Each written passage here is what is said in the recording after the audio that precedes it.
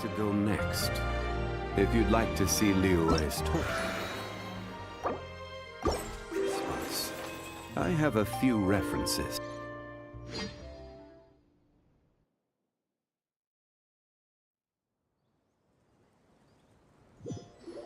Hey!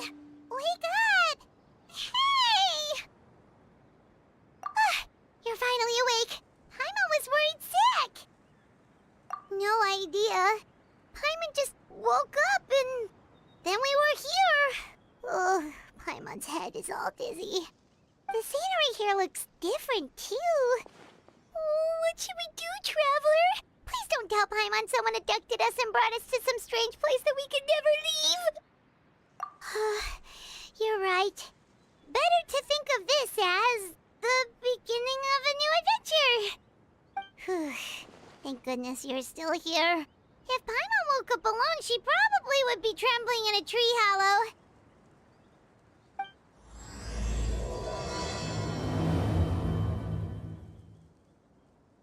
Let's follow this path for now. We might be able to meet someone and figure out what this place is all about.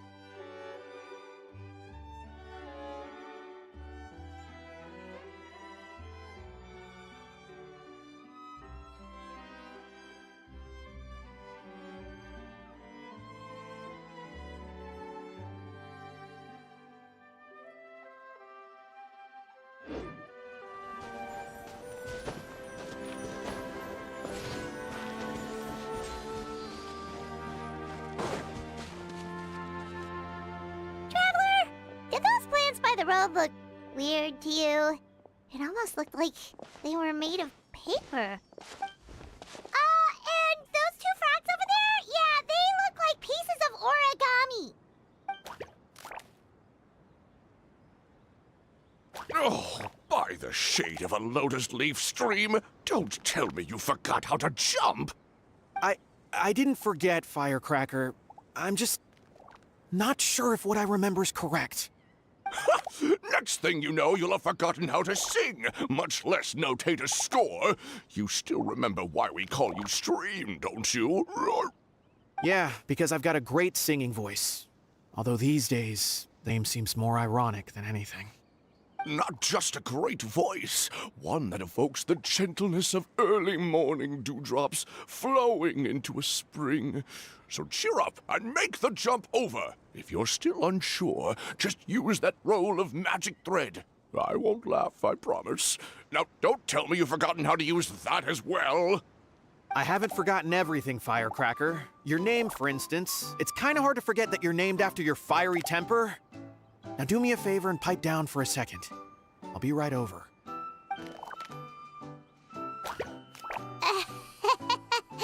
You saw that too, right? Paimon's not seeing things, is she? This place is getting more confusing by the second. Anyway, why don't we go after those two frogs? They didn't look evil or anything. Plus, they might be able to help us out.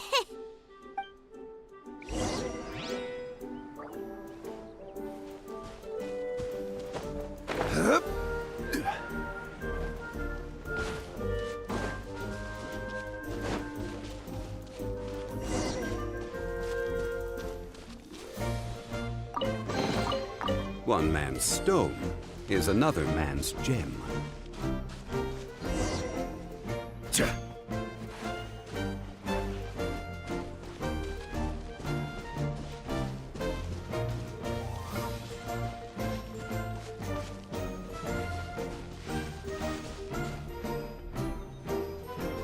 Guess we're not catching up to those frogs. They were so fast. Paimon couldn't even tell where they hopped off to in the end. Excuse me, honored travelers. Did you come from the Cliff of Prophecy, perchance? The chubby paper hamster just talked. Chubby? Who are you calling chubby? I've just got a slightly thicker layer of paper on me, that's all. Allow me to introduce myself. My name is Armand, and I'm an elder of the Forest of Blessings. I've been waiting here for the hero of prophecy to arrive. Traveler, could you pinch Paimon just to make sure she's not still dreaming? Pinching, you say? Well, I can help with that. Although you'll have to get a little closer. My arms are rather short. That's all right. We just need a minute to collect ourselves.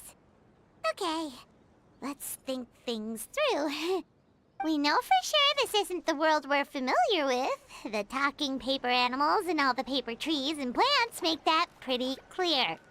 The hero from another world, supported by their companions, shall restore peace to the world. That is what the prophecy says. Dearie me, I completely forgot to introduce you to this world, didn't I? And here I am, getting all excited by the arrival of the hero. You'll have to excuse me. This old brain isn't what it once was, all shell and no nut. Oh well, perhaps my once glossy paper has faded past the point of no return. It's okay, really. You can just tell us all about this world now. Let me think. Where should I even begin? Pretty much forgotten everything that happened in the past. Right. I believe the story circulating along the pulp of this forest goes as follows. A long time ago, 3 goddesses created this world and named it Simulanka. The goddess of creation, who presides over matter and magic, created the mountains and rivers and gave us life. Her powers also paved the way for Simulanka to exist in numerous worlds. After the goddess of creation came the goddess of prophecy, with dominion over the stars and the course of fate itself. She induced the sky to spin and the earth to move. Even to this day, her statue still stands tall at the highest point of Constellation Metropole. The final goddess was the goddess of fate, she who reigns over all treasured tales and dearest wishes. She bestowed upon us the fierce and everlasting feelings of love and hate, and showed us the meaning of death and hope. Whoa, they all seem super impressive. Sounds like they really did a lot.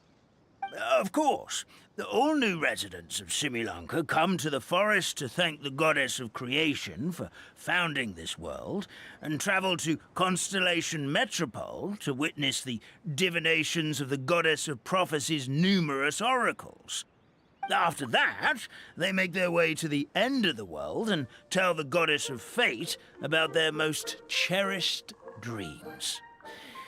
Well, at least that's how it used to be. How it used to be? Did something bad happen?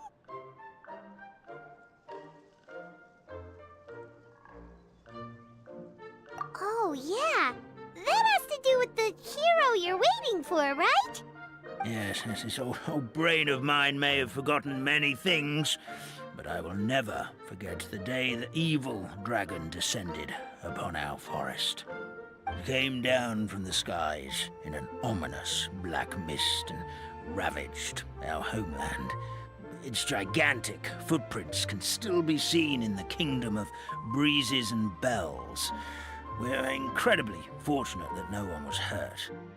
Sounds terrifying. The terror doesn't stop there, I'm afraid. Ever since the attack, the Calligraphy Tavern in the forest has been closed.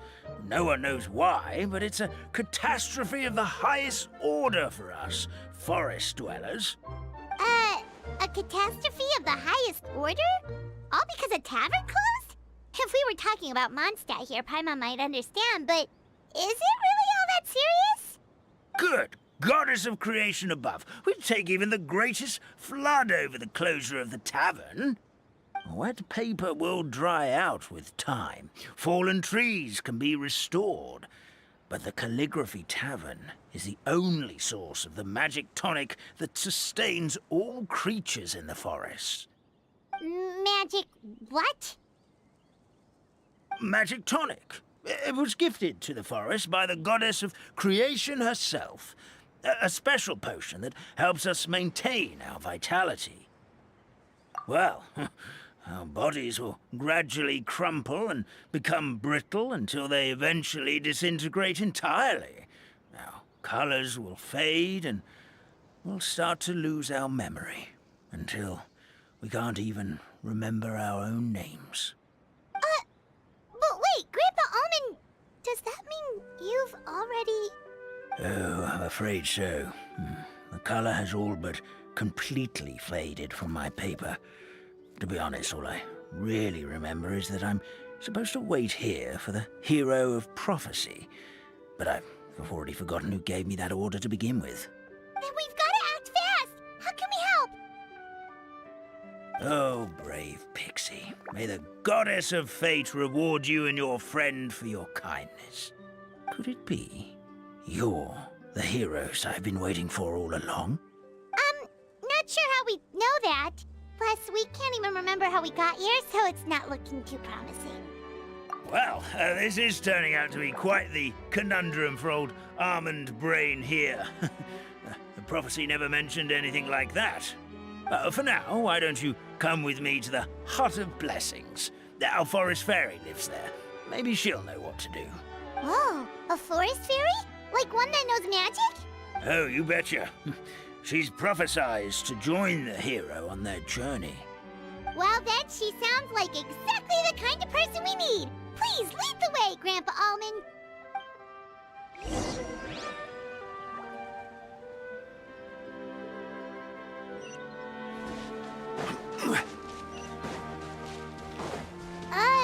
That meadow over there looks pretty strange. That's what the Calligraphy Tavern looks like. Now it's lost all of its color.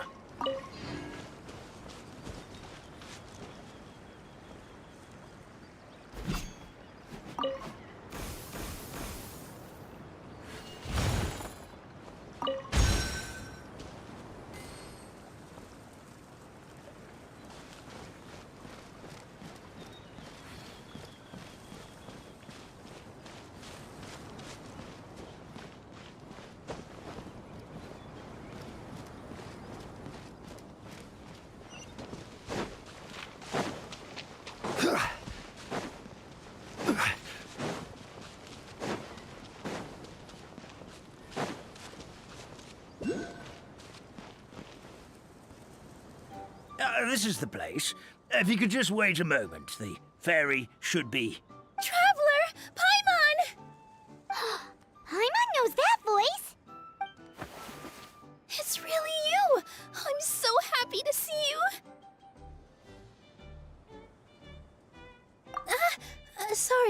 Sorry. So Nilu is the forest fairy?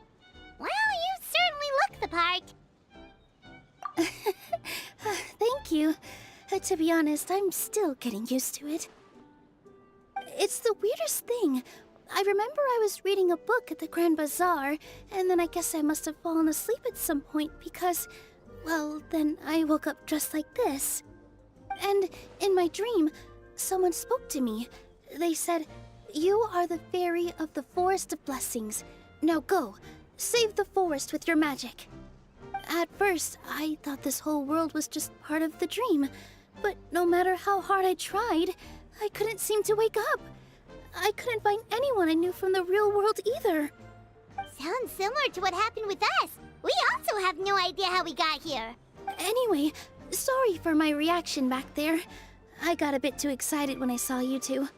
It's okay, we totally understand. We were looking for a way out too. At least we know we're not alone.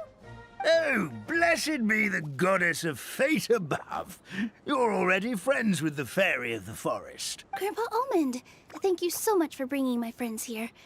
Could you let the others know I'm coming? I'll head over right away.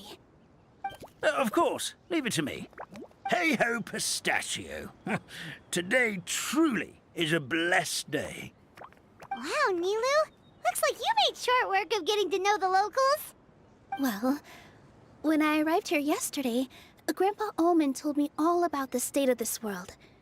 Since they think of me as their forest fairy, I just felt like I had to try to help them.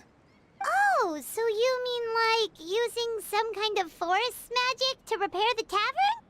Unfortunately, I don't know how to use the magic of this world. I've tried using my vision, but it doesn't seem to work here. If the books stored in this hut are anything to go by, this seems to be the place where the goddess of creation first made the townspeople of this forest. She folded the pages of books into small origami animals, gave them life with her magic, and with time, that's how the Forest of Blessings took shape. Maybe one of the books here could teach us how to use magic. I read them all, but only found one reference to magic. The incantation, abracadabra, means to create what I say. This is a world made up of words, where fantastical powers can be wielded by all. Okay, so basically everyone in this world can use magic?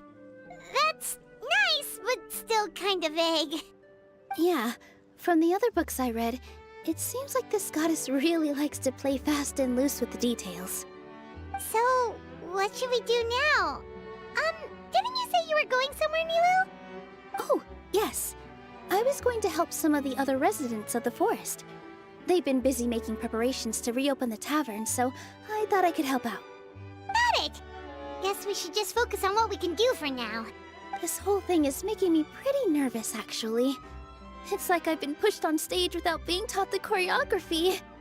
Since I'm already wearing the costume, though, I might as well try to play the part. It's what a professional dancer would do. And who knows?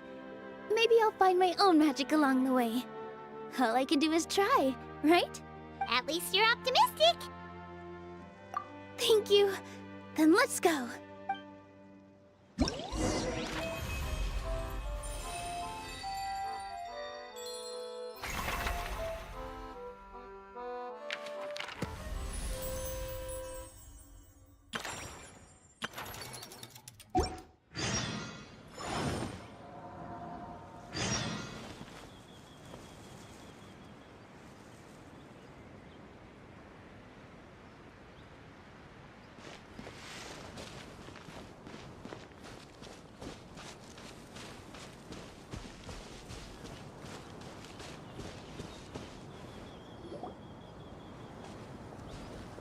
Look, the forest fairy is here, and she brought her companions.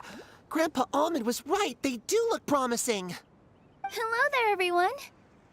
I heard you were working on the piping for the calligraphy tavern. Is there anything we can do to help? Oh, we wouldn't dream of troubling you with our petty problems, my lady. Don't you worry. We have it all under control. You sure about that? Because from where Paimon's floating, the piping is looking pretty chaotic. Ah, yes. We have my careless friend to thank for that. He promised we could leave the pipe connecting to him, and, well, the results speak for themselves. Hey, I just wanted to inspect each pipe. It has to flow through. I was just trying to be thorough. So I disassembled the whole thing.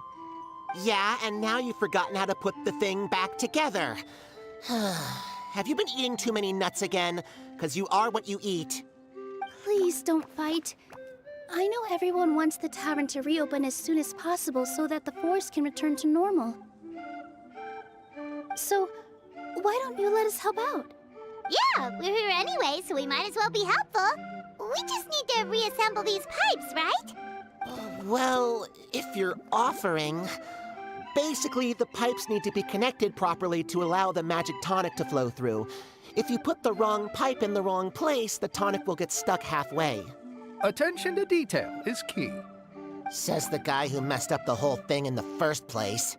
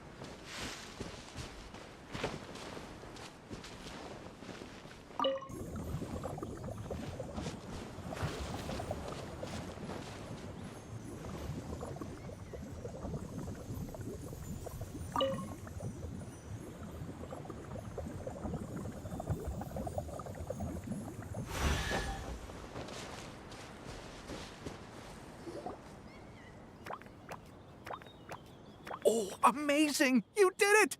Now the tonic will flow into everyone's cups without getting stuck, right? Oh, gotta say though, Paimon is starting to get pretty curious about this magic tonic. Could she have a teeny tiny sip? Just a little taste, please? It's not greed, it's curiosity. Well, if it's really just one sip, I guess that would be fine. Just be careful. This is one of the last cups left in the entire forest. We're supposed to save it for our research. Just a sip, promise. Okay, here it goes. What was that? Oh, it's sticking to Paimon's tongue. Wait, is this just regular ink? Wait, does that mean what the legend says is true? The goddess of fate used ink to compose her stories on paper, and the goddess of creation used her power to bring those tales to life.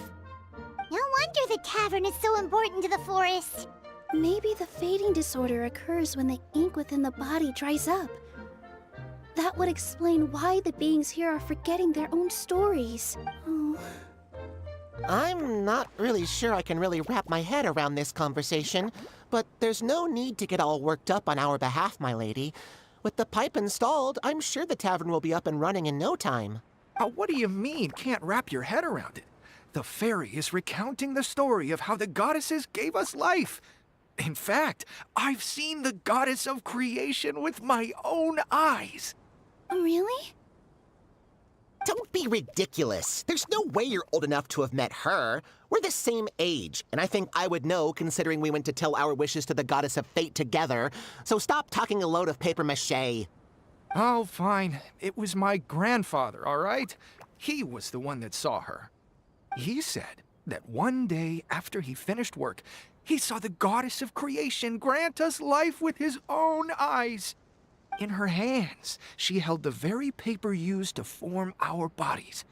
She whispered something into the pages, and then suddenly a paper frog was born, ready to leap into the world. Oh, it was spectacular. Cut the theatrics, will you? You weren't even there. Wait, so that's it? Paimon thought creation magic would have a little bit more pizzazz. Oh, so in your world, the creation of life is a much showier affair? Huh, I'm learning something new every day. Well, that's not exactly what Paimon was trying to say. Magic doesn't have to be spectacular.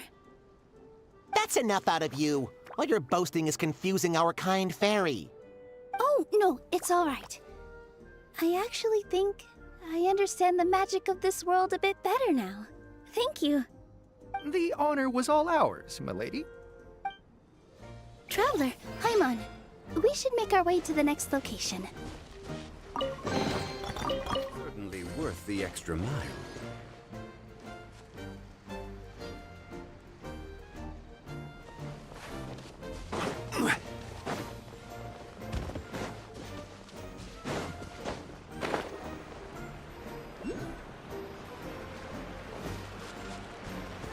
Crumble!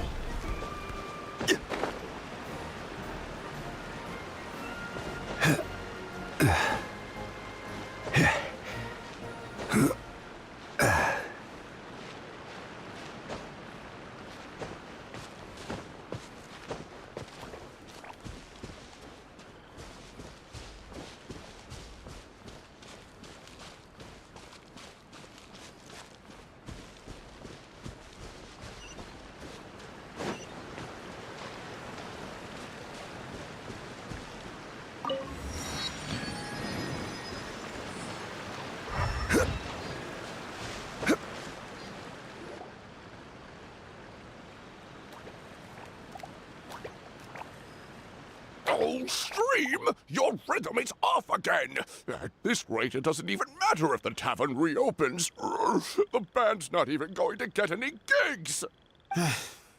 I'm sorry. Hello there. I hope we aren't interrupting your rehearsal. Wait, these are the two frogs we saw on the road a little while ago. Ah, the forest fairy is here! For the love of lotus leaves and dewdrop stream, you've really got to put in some effort now. But Oh, don't pressure yourselves on my account. Are you rehearsing for a show? Sure are. You see, our group regularly performs for guests at the tavern. We've been out of work for quite some time, with the closure and all, but after hearing of the fairy's arrival yesterday, we figured we needed to get in performance shape right away. I understand how you feel. Back at the Grand Bazaar, Zubair Theater's always busy with rehearsals too. The Grand Bazaar? Do people there sing on lotus leaves as well? Yeah, they do. And it's a really big one. You're the conductor of your group, aren't you? You remind me of Mr. Zubair. Ah, then he must be an ambitious director. One who would do anything to avoid disappointing a single member of the audience. It's just... Is there anything we can do to help you, Mr. Stream? oh no, my problems are mine and mine alone. It's just after the tavern closed, I somehow forgot how to sing. I'm always a few beats behind everyone else, and I keep singing out of key. You were our trump card, our best singer by a mile. I know, but So he is a victim of the fading disorder too? Don't be sad, Mr. Stream. Whenever I've forgotten important dance steps in the past, my friends at the Grand Bazaar always stick by my side to encourage me. They smile and patiently tell me everything's going to be okay. Then they play the melody for me over and over until the steps finally come back to me. Now it's our turn to help you. We just need to help you remember how to sing, right? The Traveler's got a great sense of rhythm. We can help keep you in time. Well, what do you say, Stream? I think it's a great idea. Just focus on the lyrics, and the fairy's friends will help you stay on beat. are you sure? This is really asking a lot. Don't worry about it, Mr. Stream. It'll all be worth it when the tavern reopens and we finally have the chance to hear your marvelous singing voice. All right then. Thank you so much, everyone.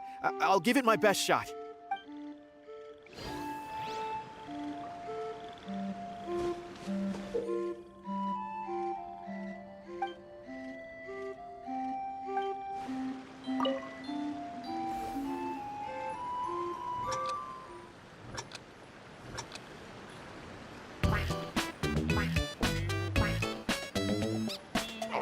No good. Your rhythm is off again.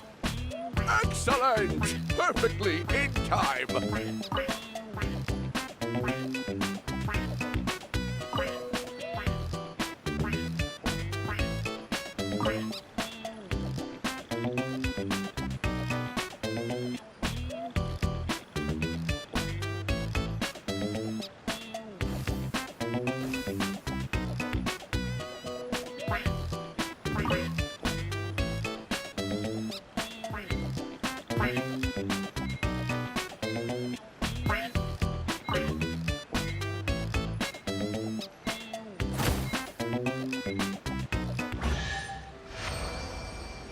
I feel like I'm getting the hang of it again. Goddesses above, this better stick when it comes to the performance. Just do it exactly like how we rehearsed. Thank you, everyone. Thanks to you, my voice is once again as clear as a flowing stream. Glad to hear that you're feeling better, Mr. Stream. It's also about time for us to go to our next destination. Mm-hmm. We'll be looking forward to your performance at the tavern. We've got one final stop. Let's go. Certainly worth the extra mile.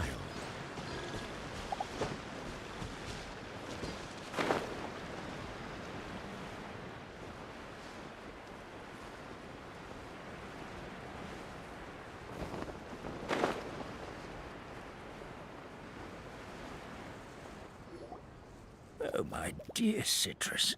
Please tell me you're joking. We can't have you out of commission with the tavern about to reopen. I'm sorry, Grandpa Almond. It's the truth. I was just too excited for the reopening and must have fallen asleep in an awkward position. Grandpa Almond, we're here to help. Oh, hazelnuts on high. You could not have come at a better time. Please allow me to introduce you. This is the bartender of the Calligraphy Tavern, Miss Citrus. Miss Citrus is supposed to add all kinds of delicious fruits to the magic tonic. Her additions are what turn it into the finest brew in the land. She's indispensable to the operation of the tavern. I appreciate the kind words, Grandpa Almond, but... my neck. Are you all right? Terrible timing. Getting a kink in my neck at a time like this? Could you give my tail a little twist? That should help free up the movement in my neck. I would do it myself, but I can't reach my own, and Grandpa Almond is too old and as light as a feather. The neck and tail are connected? Of course they're connected. Just like how you can't have a rainbow without rain. Anyway, you just need to position me at the right height to pick the fruits, and then put them in the barrel over there.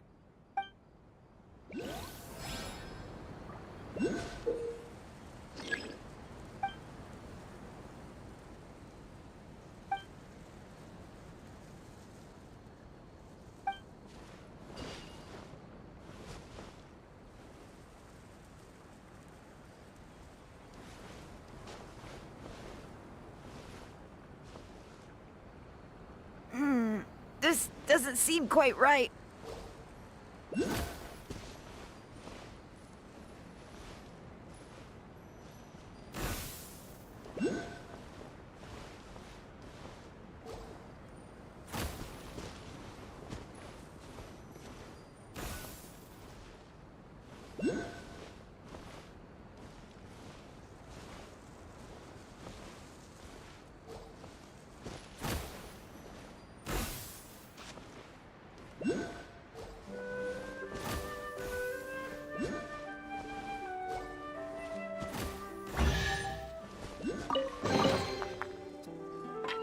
Perfect!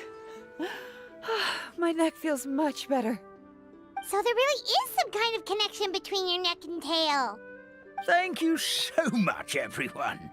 I can rest easy now, knowing the drinks at the tavern will be just as wonderful as before. That's another problem solved!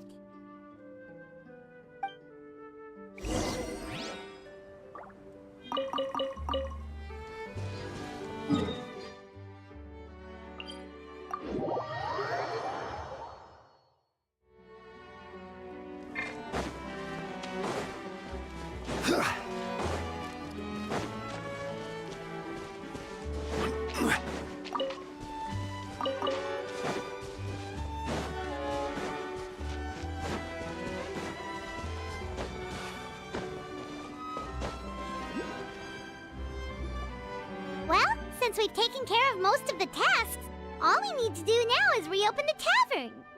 But we still don't know how to use the magic of this world. We don't even know why the tavern closed in the first place. Oh, what about the method that one hamster mentioned? You should try it, Nilu. You mean the creation magic his grandfather saw outside the Hut of Blessings? I wonder. How exactly did the goddess of creation give them life? Maybe you don't need to understand it. Just give it a try. Everyone here calls you the Forest Fairy. Maybe you have the magic powers already and you just don't know it. In other words, this forest is a stage. And all I need to do is step out into the spotlight?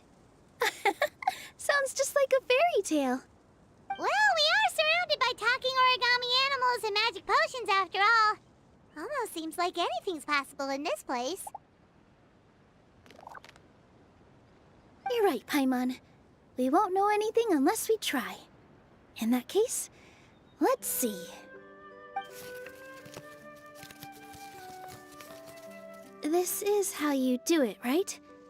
I think I got the folds right. Whoa, your origami skills are great! I once saw one of our prop people making something similar. It looked really cool, so I took some time during my break to learn the basics. It's not a bad way to stave off sleepiness either. Well, how do you feel? Sense any, magical powers flowing through you? No. No? What are we missing? Magic words? But how am I supposed to know what the goddess said to bring them to life? Oh, good point! You're the forest fairy, Nilu! What do you want to say to the new resident of your domain?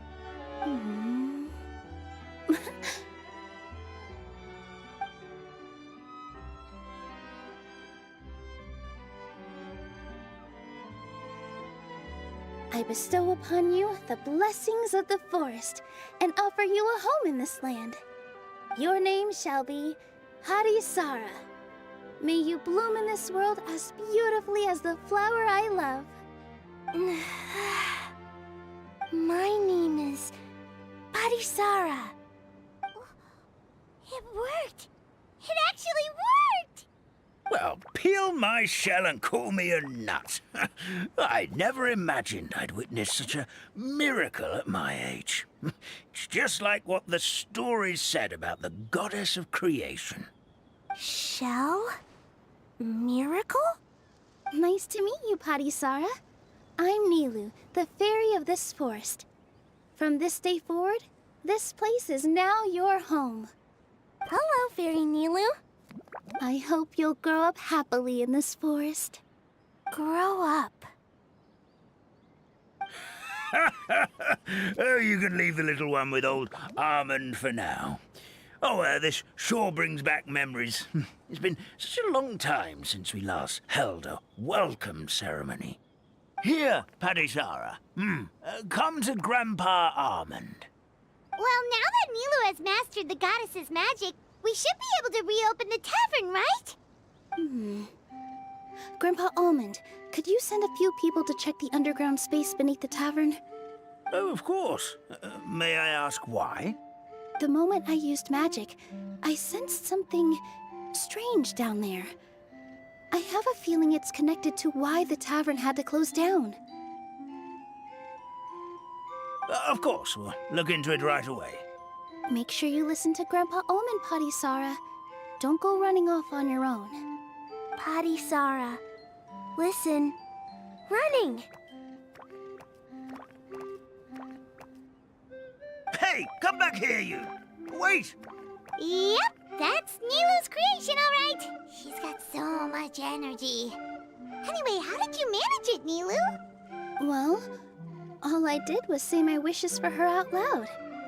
Maybe the magic is in the words themselves, just like the book said. This place is seeming more like a fairy tale by the second. I mean, we're somewhere called the Forest of Blessings, so it kind of makes sense. Well, anyway, Paimon thinks this magic suits you perfectly, Nilu. When I brought Harisara to life just now, I was able to sense the magic flowing through the forest, and the flowers and trees, and inside the creatures that live here. But for some reason, there's a hollowed-out space beneath the tavern where I couldn't sense anything at all. We're back, my lady. That was fast. You were right. There was something under the tavern that I've never seen before. It looked transparent and gave off a clinking sound when I knocked on it. Transparent and clinking. Oh, I've got it! Already? You've got to use fairy tale logic, Paimon. That's right. An empty ink bottle, to be exact. Still remember the taste of the magic tonic you took a sip of, Paimon? Yeah, it was ink. Oh, Paimon gets it now! Traveler, Paimon, will you come gather some ingredients with me? I learned what we need to make the magic tonic back in the Hut of Blessings. Sure thing! What do we need to get? A setting sun that never sets, a dragon that cannot fly, and a moon that only shines at night. Where are we supposed to find crazy things like that? What? How did you get that so fast? Logic, huh? Lucky guess more like.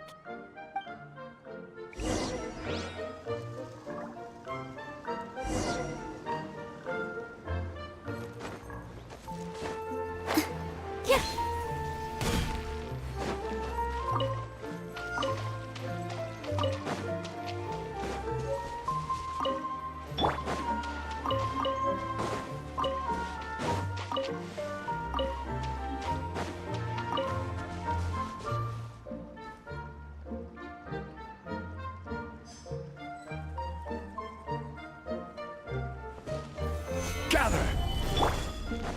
Here! Yeah! Here! Ha! Here! Yeah! Ha! Yeah!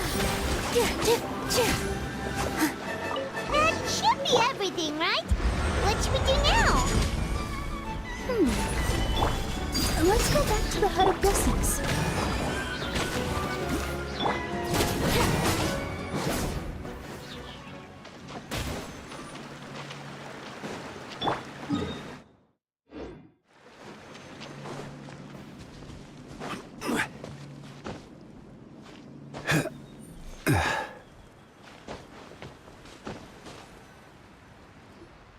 Give me just a second.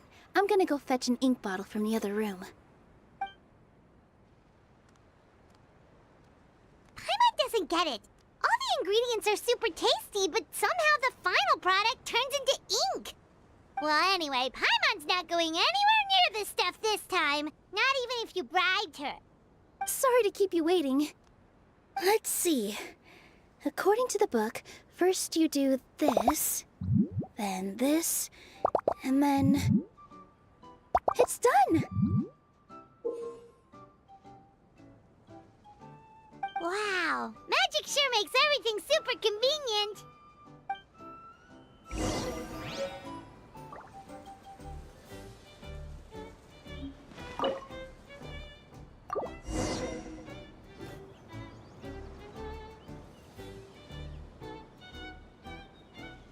Yes, this is it.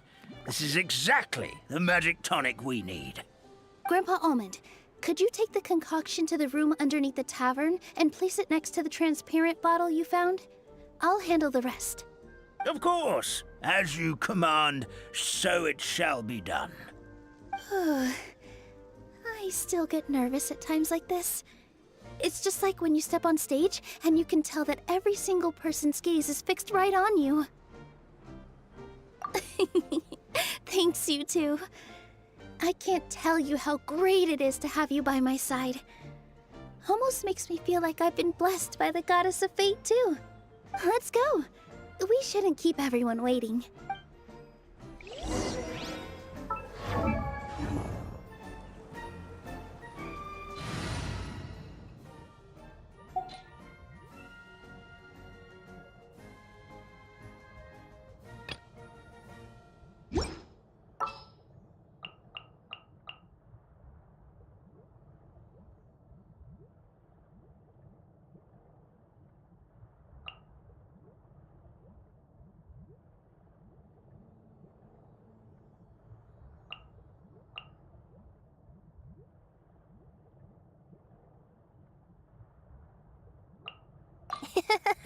I'll take good care of everyone.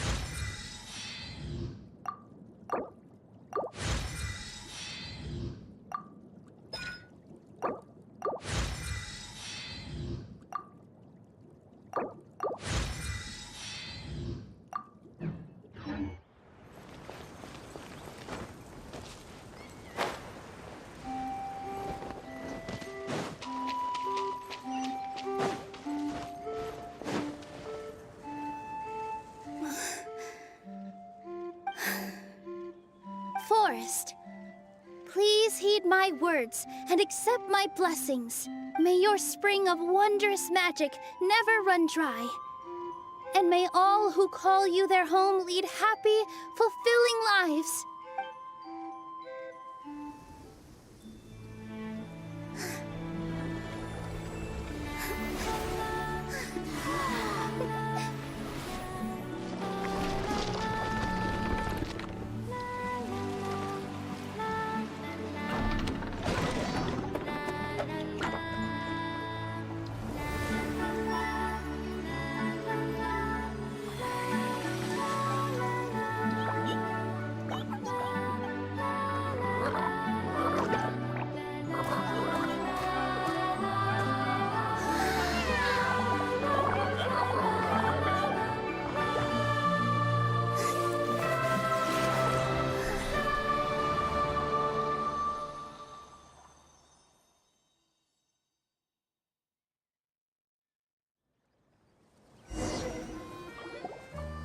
Fairy Nilu is amazing! Wow! It's so pretty! What a beautiful tavern! It matches the scenery of the forest perfectly. I was so surprised when it suddenly opened up like that. Just like a pop-up book. I remember now. I remember everything. It was me. I was the one who went to the top of Constellation Metropole and witnessed the goddess's prophecy. The hero who shall save this world will descend upon the cliff of prophecy. The hero, supported by their companions, shall restore peace to this world. So the prophecy really did have all the answers. You just forgot the first half. That's why I was waiting near the cliff of prophecy. Wonderful. Simply wonderful. There's still some hope left for old Armand after all. Is the Cliff of Prophecy that place with the huge mural? 'Cause that is where we woke up, but we don't remember anything about how we got there. Also, we didn't get a change of clothes like Nilu. Are we definitely the heroes? If not you, then who else? You've already helped the fairy revitalize our forest. To us, that makes you heroes, prophesized or not. All right. Either way, we're going to keep adventuring, even if it's just to figure out how we can get back to our world. Yep, we've beaten up plenty of dragons already, so what's one more? As expected, the words of the goddess of prophecy always come true. I'll come with you. It can't hurt to have a magical fairy tag along, right? Heroes and fairies, dragons and new adventures. This is sounding more and more like a fairy tale by the second. I would say your next stop should be Constellation Metropole. It's Simulanka's most prosperous city, just across the sea. Once you've arrived at the Astral Garden at the highest point in the city, maybe you can try seeking divine counsel from the Goddess of Prophecy herself. Are you leaving, Fairy Nilu? I'm afraid so. There are still other people who need my help. I won't go far, though, and I'll come back to visit the minute I have time to spare. So be a good girl, Patisara, and help out Grandpa Almond whenever you can, all right? Mm-hmm. Got it. Patisara will wait here for you. That's a good girl, Patisara. I almost forgot. If Constellation Metropole is where you're heading, you'll need to take the Maritime Express. I'll head to the station first thing tomorrow morning and wake up that lazy station master for you. Why don't you take a break for the rest of the day? You should savor the beautiful scenery of the forest before you go. Sounds great! Paimon definitely feels tired after being on the go for so long. There's a spot in the tavern with Paimon's name on it. Oh, sounds like someone's ready to order. Oh, well, if you're offering. Paimon will take a glass of Buell fruit tonic. But hold the tonic.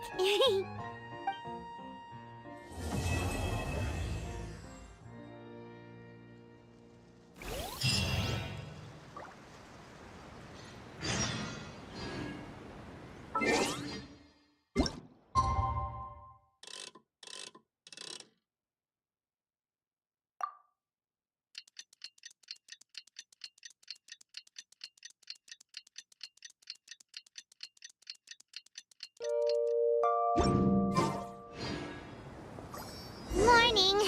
Guess everything that happened yesterday wasn't just a dream then. Well, it's time for our next fairy tale adventure. We should head to the station Grandpa Almond told us about.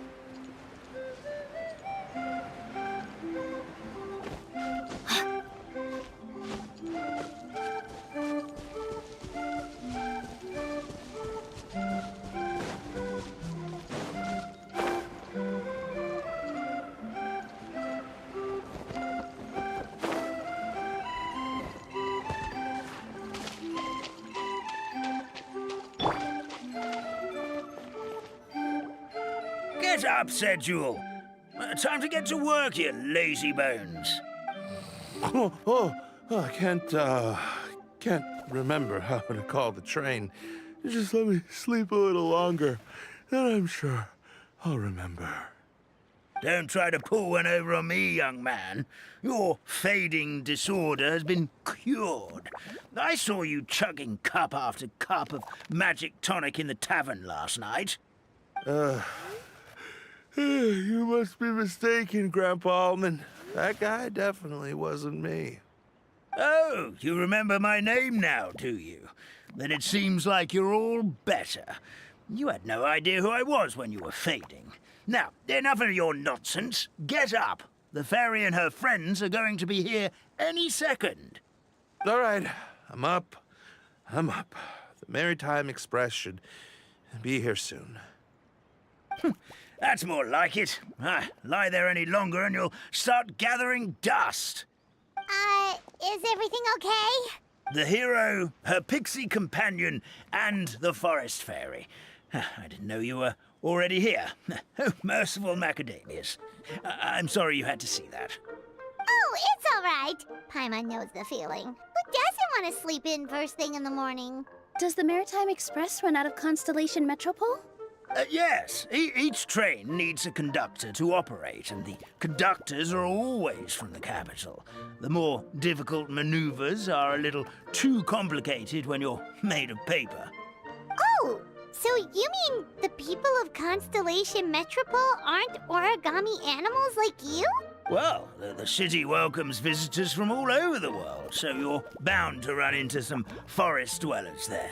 But yes, generally speaking, the residents of Constellation Metropole look quite different from us. Ah, you'll see for yourself soon enough. Here comes the train.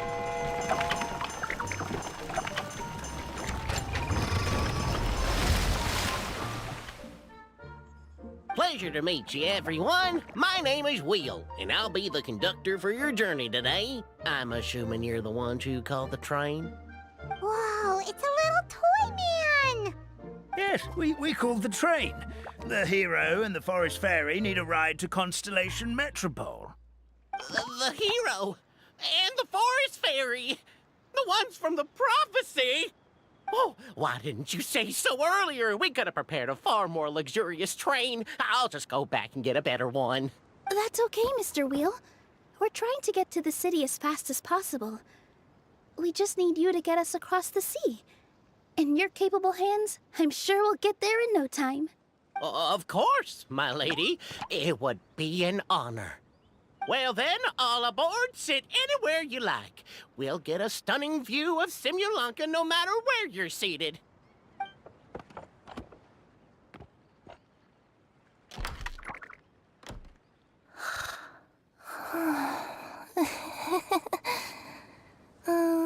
Breakfast. Did one of you just say something? Wasn't me either.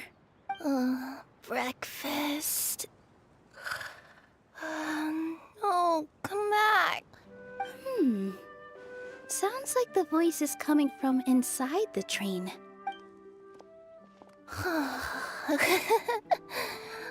Fish. Chicken drumsticks. Oh, gotcha. What's Kirara doing here?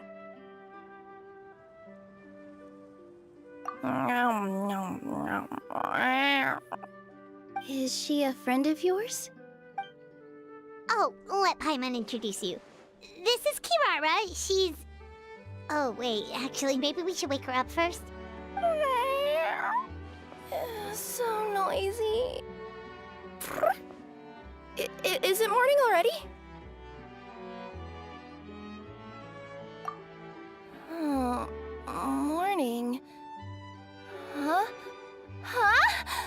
Traveler! Paimon! It's you? Which means...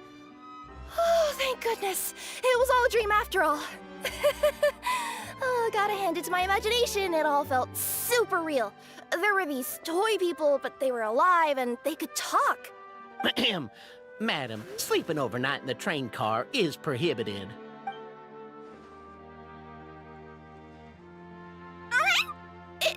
It wasn't just a dream? It's all right, Kirara. Apparently we're in a world called Simulanka. We got here yesterday, too.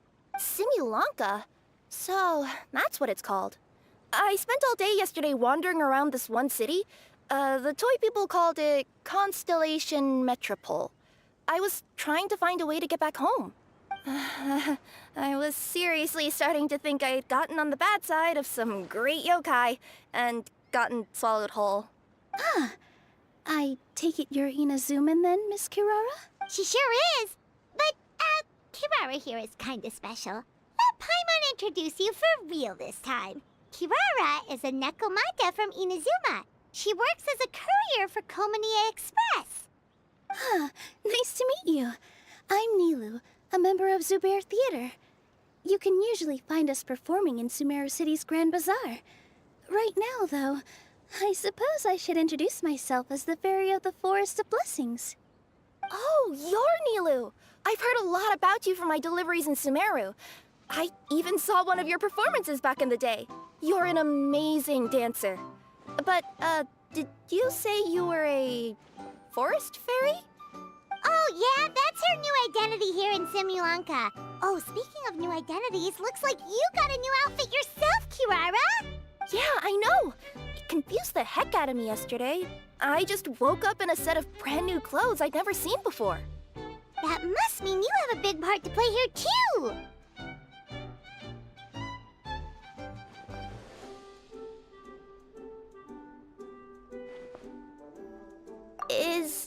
Is that a thing? I guess I am wearing a pair of boots, but still. Did you by any chance hear a voice speaking to you before you got here, Miss Kirara? A voice... Oh, yeah, I did hear something, but I was so freaked out my tails got all tangled, so I, didn't catch much of what was said. Sorry for the interruption. But this Nekomata friend of yours, she doesn't eat hamsters, does she? Or frogs? Oh, no need to worry, little guys. I would never do something like that. Well, unless I'd been out in the wild too long without anything to eat. Oh, speaking of eating, I am getting a little hungry.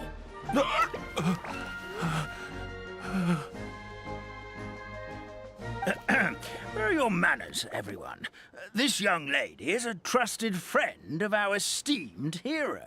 Now, I know a fear of felines is etched into us with ink, but I'm certain Miss Nekomata in boots here means us no harm. It sure looks like you're keeping your distance, though, Grandpa Almond. You will have nothing to fear, I promise. I met some origami animals in Constellation Metropole yesterday, and I even made sure to retract my claws so I didn't hurt them by accident. Plus, you all look just about as tasty as the cardboard boxes I deliver. Not that I'd try to eat you even if you did look tasty. Promise. Please excuse us, Mom. It's just an unconscious reaction. Dear passengers, it's almost time for us to depart. Oh, yeah, that. Whoops. This turned into a pretty long conversation, didn't it? All right, let's get on the train. You coming with us, Kirara? Mm-hmm. I'll ride with you to the next stop. There's a place near the Metropole that caught my eye yesterday, so I want to go explore it today. Then all that remains for me to say is, on behalf of the Forest of Blessings, thank you once again for all you've done for us. May the Goddess of Fate be with you and bless your journey, Madam Fairy, Miss Nekomata in boots, and our brave heroes. Please do visit us in the Forest of Blessings again, once peace has returned to this land. We will. We'll definitely meet again. Take care, Grandpa Almond.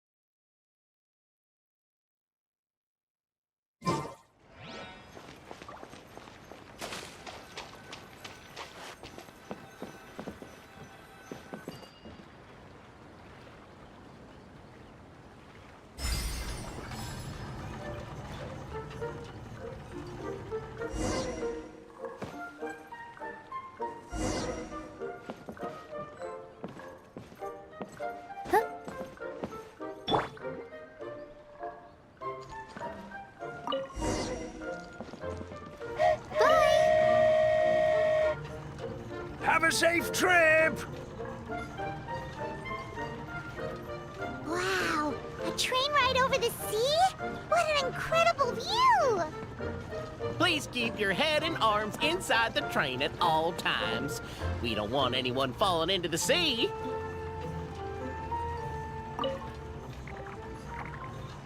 There's a train coming the other way, too! Hey! And now that the fading disorder is cured, I'm sure the forest will be a lively place again in no time. I gotta go explore that forest at some point. It looked so pretty from the train. I just hope they, won't be too scared of me. We'll be arriving at our destination shortly. Please prepare to disembark.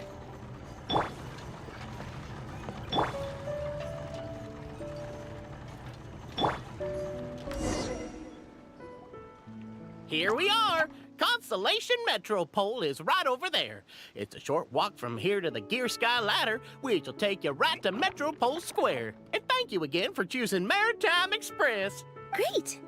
And thanks to you for a smooth and pleasant journey, Mr. Wheel. The train cars were comfortable and spacious, and I had a great night's sleep. I'll definitely be back. As you wish, ma'am.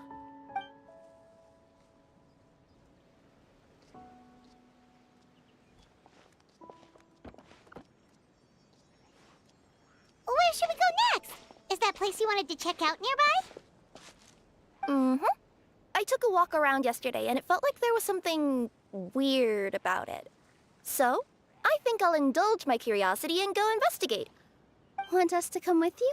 It's okay. You guys go ahead and visit the Metropole for now. Hopefully, that's where you'll be able to find out some more about this world.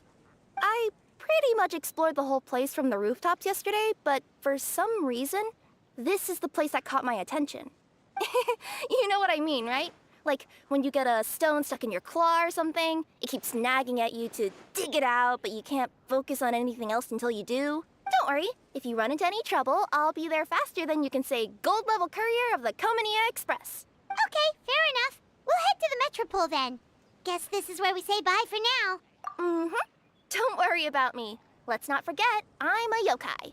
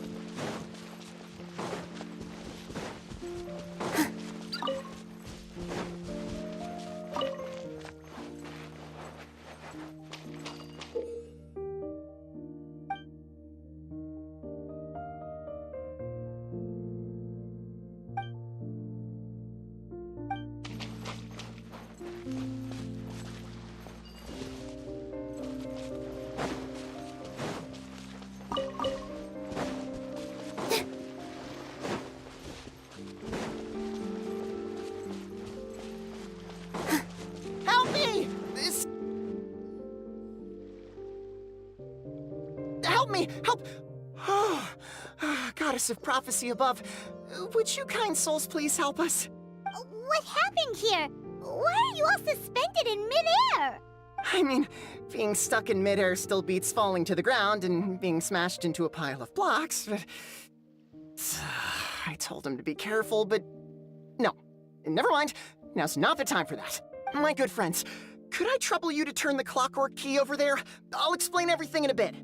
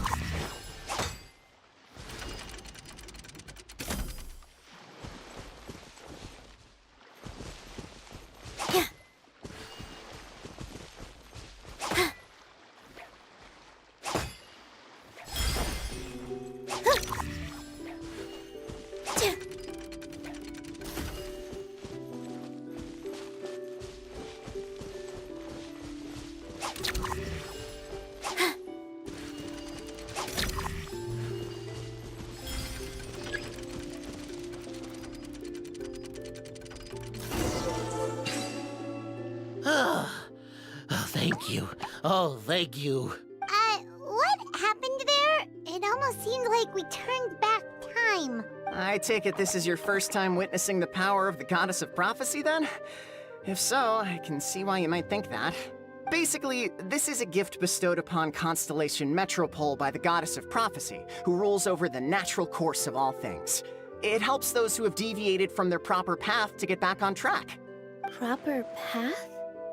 Do you mean everything that happens in the Metropole has been planned out since the very beginning? Why are you saying that as if it's a bad thing? You're not explaining it clearly. Here, allow me. Of course, all the residents of the Metropole have the freedom to live their own lives. For instance, whether I use olive oil or sesame oil in my morning skincare routine is entirely my choice. But whenever something disastrous is about to happen, like when I almost got turned into a pile of rubble just now, the goddess's magic will activate in the world around us. So, in other words, it's kind of protection magic? To keep people alive? You could say that. There are other situations in which it activates too, but that's basically correct. Well, in any case, we're glad no one's hurt. Are you heading to the Constellation Metropole? Yep. Do you know where we can find the Gear Sky Ladder? Oh, it's just that platform up ahead. The one with the key sticking out. That thing? Are you sure? Yep, that's the one. Pretty much everything in the Metropole runs on tracks and gears. The Goddess of Prophecy watches over it all. Which is to say, all the tracks are fixed. If a machine is set up to move forwards, it'll never move in reverse. This reminds Paimon a lot of Fontaine's clockwork toys. You mean, like those music boxes with dancing figures? I think I've seen one or two from the merchants in Sumeru. Yeah, exactly like that. Anyway, sounds like it's not gonna suddenly fall out of the sky, so Paimon's okay now. Should we get going?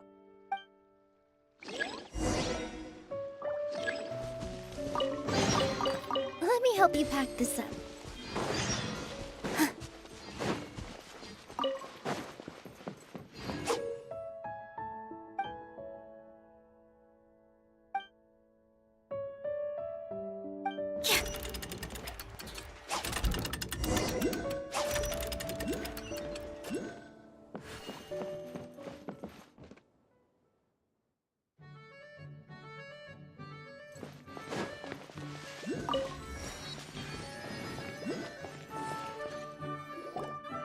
Oh, what a bustling city! This place is fit for a king! Our next step is to get to the top of the metropole and ask the Goddess of Prophecy for guidance. If there is a king in that castle, I sure hope he won't get mad at us for trespassing.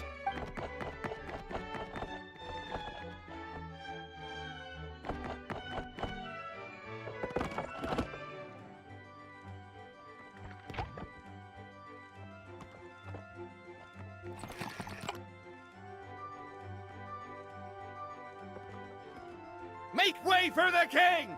Oh, darn, we jinxed it. Oh, no. Did he overhear us talking about us sneaking into his castle? Paimon hopes he's not mad. Silence! The one who shall soon stand before you is the ruler of Constellation Metropole, the one who descended after a meteor shower, and the protector of order and all the stars in the sky. That's a long list of titles. I bid ye welcome, guests from afar. Long have I heard of your grand deeds, O fairy, who restored the lifeblood of the forest. O hero, who... huh? Navia! Hold your foul tongue! How dare you utter Her Majesty's name? Nice one, partner. Spectacular improvisation skills. I'd expect no less from you. All right. You can relax now. Allow me to make some introductions. This is the Traveler, and her trusty companion, Paimon. You are personal friends with Her Majesty the King? Please, forgive our grievous mistake. We had no idea. All right, the welcome ceremony is over. Everyone back to your stations. I will personally treat our guests to some royal hospitality. Yes, Your Majesty.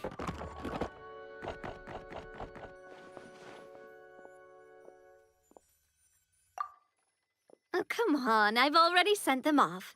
So anyway, how did you guys get here? We were gonna ask you the same thing! Also, how are you already king of this nation? And where did you get a crown? Oh, wait, don't say it! You just woke up like this, right? Sounds like you've answered your own question. But before I woke up, I heard a voice say to me, "You are the king of Constellation Metropole. Now go forth and save your city." A similar thing happened to me. Oh, yeah, sorry. You must be the fairy of the Forest of Blessings, right? This is Nilu, a friend that we made during our time in Sumeru. Nice to meet you, Miss Nilu. I'm Navia, the president of Spina di Rosula. If you ever get the chance to go to Fontaine, make sure you come and visit me. I'm based in Poisson. Seems like you're taking this all in stride. Aren't you nervous about getting stuck here and never being able to get back home? Why would I be worried about that? We've faced much bigger problems than this before, and we always pull through. This should be a piece of cake. Besides, life's always full of surprises. You gotta learn to just enjoy it. That sounds like a great outlook on life. You have a very optimistic spirit. Thanks, I'll take that. Honestly, though, it also puts me at ease to find out that you guys are the fairy and heroes that I've been hearing about in this prophecy. We're kind of veterans at dealing with prophecies by now, aren't we? About that, has anything bad happened in the Metropole? We heard about an evil dragon. Did it make a mess here too? It sure did.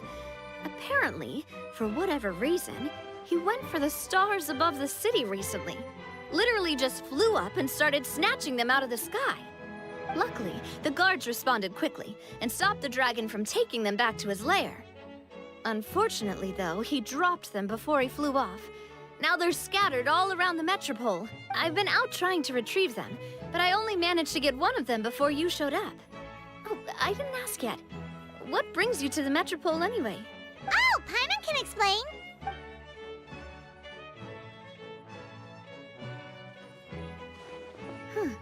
I see. So, you want to consult the Oracle of the Goddess of Prophecy. Do you know how we can do that, Miss Navia? Well, the goddess's statue is indeed at the top of the castle. I can take you up there.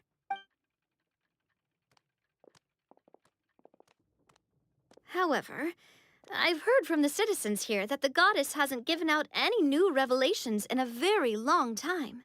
Really? But Grandpa Almond told us that he received his prophecy from the goddess.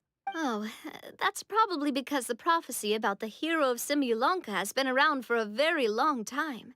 But recently, people realized that the goddess didn't reveal anything about what's supposed to happen after peace has been restored. Huh. Okay. Still, can't hurt to try your luck. And maybe you can help me get rid of the invaders while we're at it. Invaders? So the dragon's not your only problem? Right. The forest isn't the only place where strange things have been happening to the residents. Have you come across the gift from the goddess of prophecy yet? You mean the protection magic that stops them from coming to harm? We saw it in action. Yep, that's the one. Over the past little while, this magic has been triggering far more frequently. We don't know if it's simply because the metropole has grown a lot more dangerous, or if there's a deeper reason behind it. Some residents find themselves getting stuck in a place and unable to move. Others start repeating the same thing over and over again, like they're trapped in some kind of loop.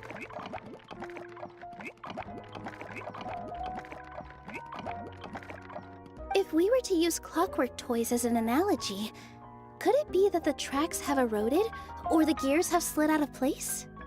That's exactly right, Nilu. That's basically what's happening. Anyway, some of the monsters outside the city saw this as an opportunity to launch an invasion. But we didn't see a single monster on our way here. That's because I already took care of most of them over the past couple of days. Of the remaining few, we trapped some of them inside the castle and chased the rest back out of the city. Okay, so to summarize, not only has the magic here gotten all messed up, but the dragons also knocked some of the stars out of the sky, plus there's a bunch of monsters in the city. Sounds like there's a lot more to fix here than in the Forest of Blessings. Well, defeating the dragon and the monsters should be straightforward enough. But how do we fix the magic? Supposedly, the goddess has had it all planned out for ages. One of her oldest prophecies says this: "Go and push the gear that connects up to the starry sky. When that time comes, I shall dance and return the tracks beneath my people's feet back to the stars in the sky." Huh? But weren't the tracks the gift that she gave to her people in the first place? Does that mean she plans to take the gift back? That's what the prophecy seems to be saying, yes. So, as a result, some people are against turning the gear, despite what the prophecy says, since they fear a future where they no longer enjoy the goddess's protection.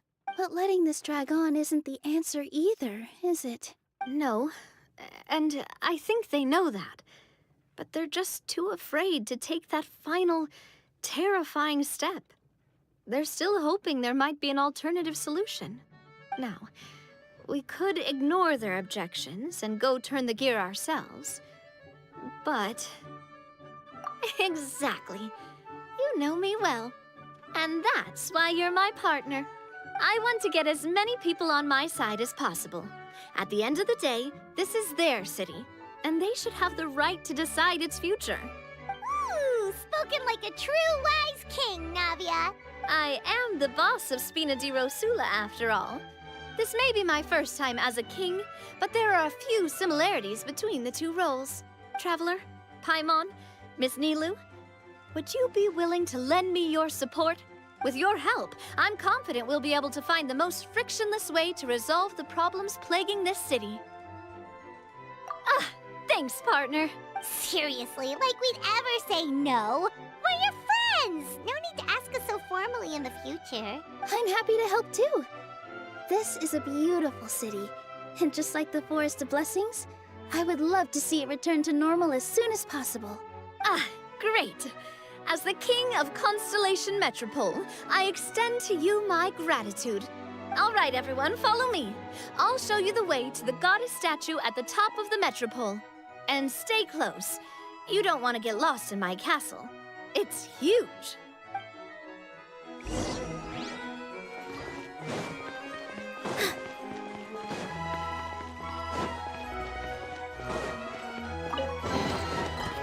help you pack this up.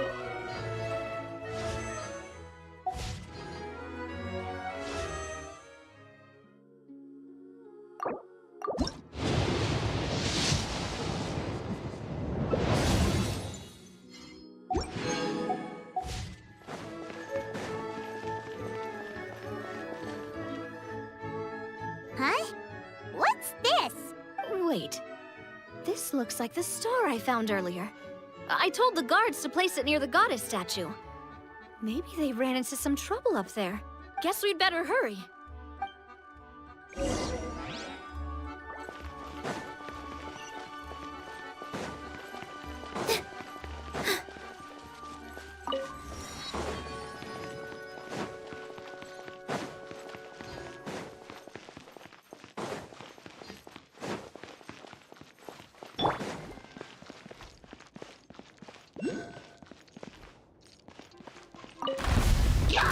Let me weave you a verse.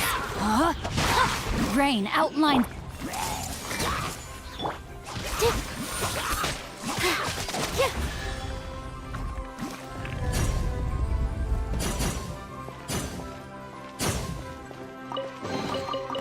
Wow, what a love.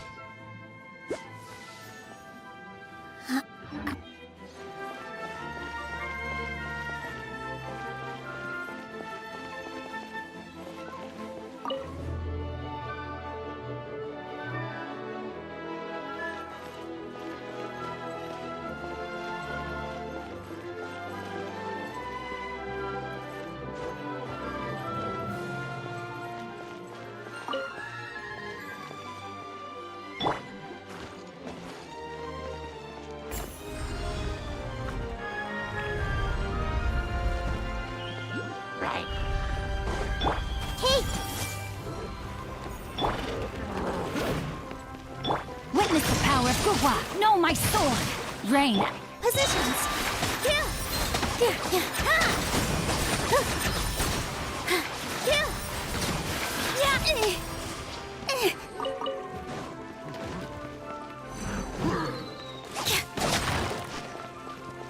Whoa! Why is the star on top of a mechanism?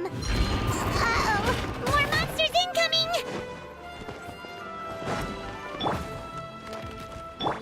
Rain cutter.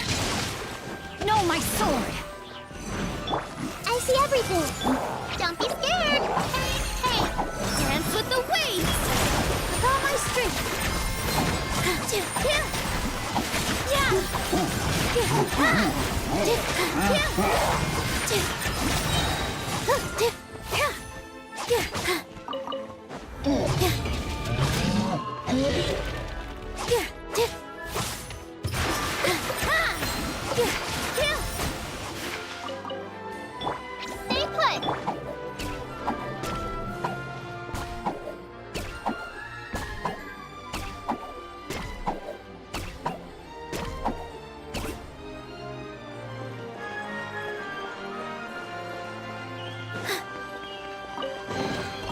Let me help you pack this up. Right. Witness the power of Gua. Huh? Know my sword. Hey!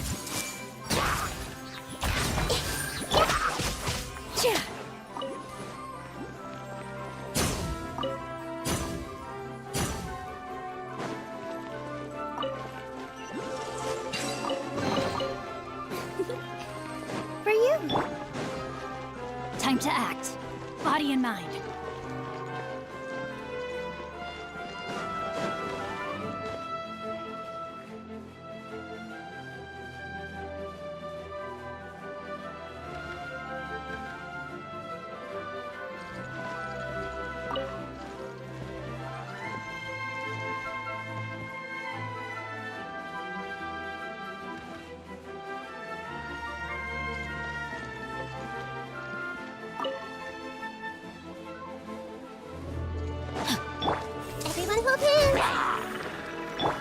me weave you a verse. Huh?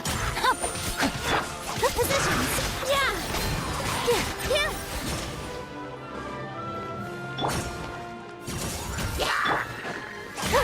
This dance is for you.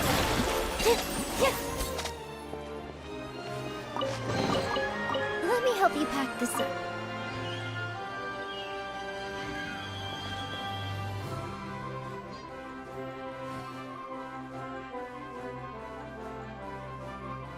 Feels like they really didn't want to give that to us.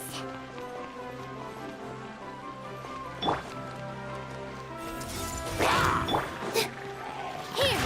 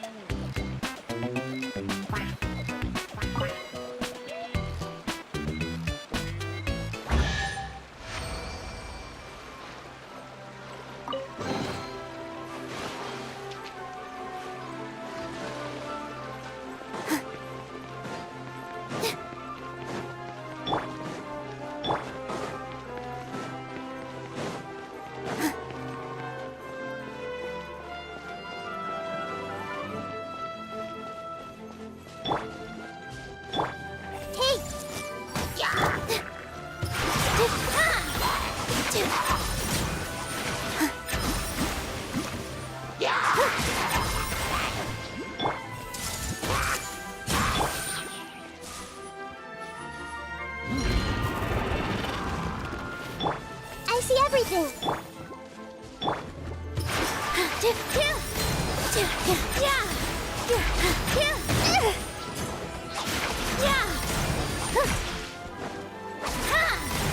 Rain Cutter, rain outlines your fate. Grow. You, Glade. Positions.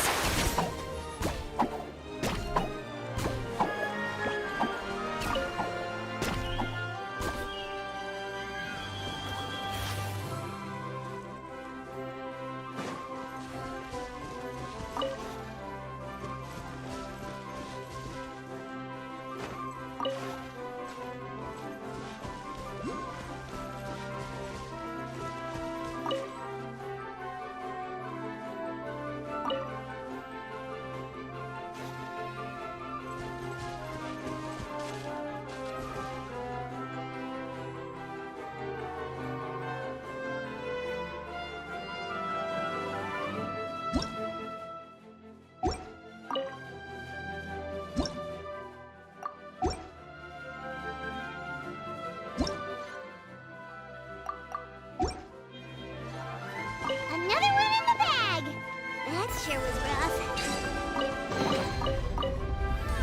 What a lovely surprise.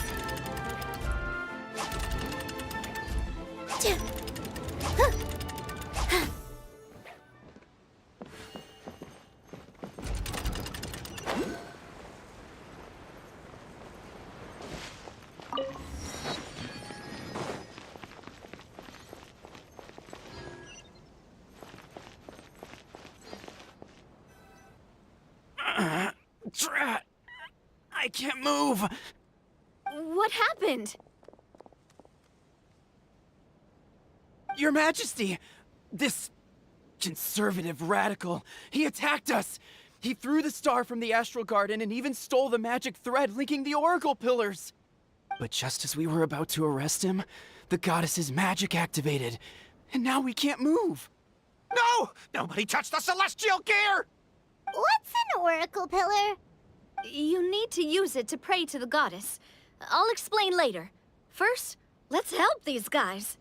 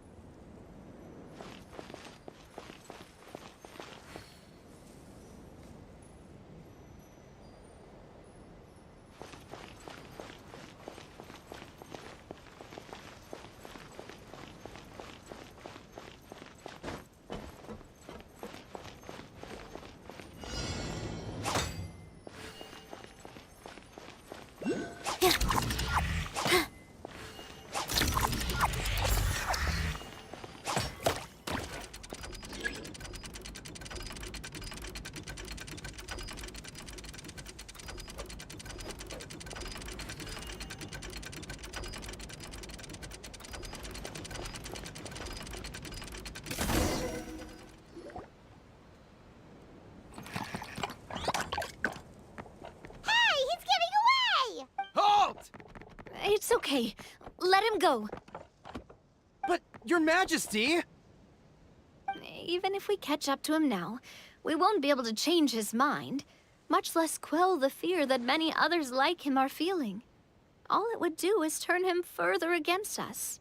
Understood, Your Majesty. Also, this is the magic thread he was holding from the Oracle Pillars. Your Majesty, what should we... Please give that to the traveler over there. I believe they have some questions for the goddess. Yes, Your Majesty.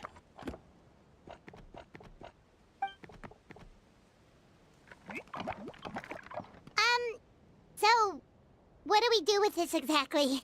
See those oracle pillars over there? Just use the magic thread to connect them together in a specific pattern, and the goddess of prophecy will answer your prayers. Oh! Sounds easy enough. Let's give it a try.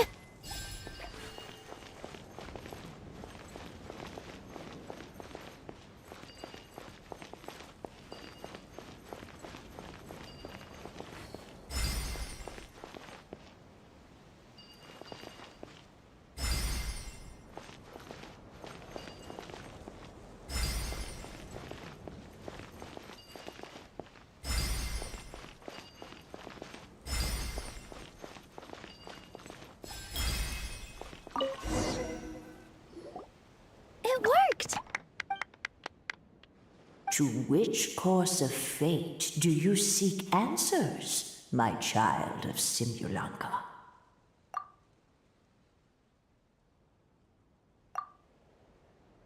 The hero from another world, supported by their companions, shall restore peace to this world. Go and push the gear that connects up to the starry sky. When that time comes, I shall dance and return the tracks beneath my people's feet back to the stars in the sky. So, Miss Navia was right. The goddess of prophecy didn't tell us anything about the future. Fair enough. Guess we'll just have to play it by ear. Then first, we have to restore the sky back to its original state by putting the stars back in their positions. Let me do a quick count. All right. Adding in the ones we picked up on the way here, I think that's all of them. Let's go hang these stars back up in the sky. In the sky? How do we get up there? Oh, I got us covered. We will, of course, be taking the Aerial Express. Is that a flying train? Hey, you already took a train that runs on water. Is a flying train really that much weirder? Well, at least the Maritime Express still runs on a track. Oh, come on, don't worry about it. This train has been blessed by the goddess of prophecy. Its whole purpose is to protect the Metropole skies. It took me a lot of effort to find it, you know. I don't think anyone's used it in, like, 100 years? 100 years? Are you sure it's safe? Let's not forget that the goddess of prophecy's magic has been going haywire recently. Well, it's not like we have any other options. Unless you want to do the honors, Paimon. Fancy flying up there on your own? No, thank you. It's way too high up. Oh, wait, Nilu! You've got a feel for how magic works here. Can you do your thing and sense if this train is the real deal? I can try. Yes, I can sense traces of magic, but it's different from the kind I felt in the forest, so I don't know. Okay, fine. Guess there's only one way to find out. That's the spirit. I'll come with you. Miss Nilu, will you be joining us? I think I'll stay behind. That way, if something does go wrong, you'll have someone on the ground to get you some help. That makes sense. If the train does break down, you can make us a giant origami crane to come bail us out. Or if a crane's too difficult, a finch could work.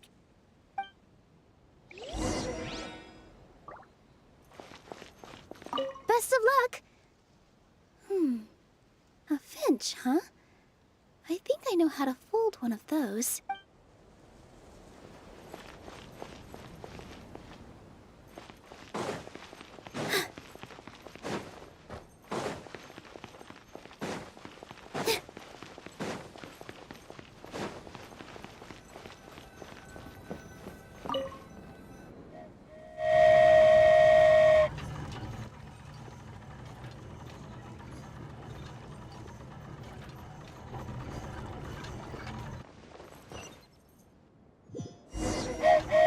Choo-choo!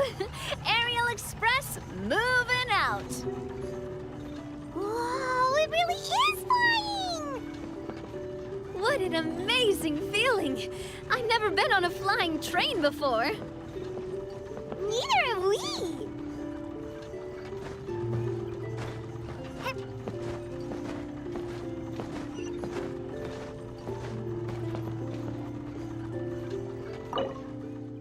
That should do it. On to the next location.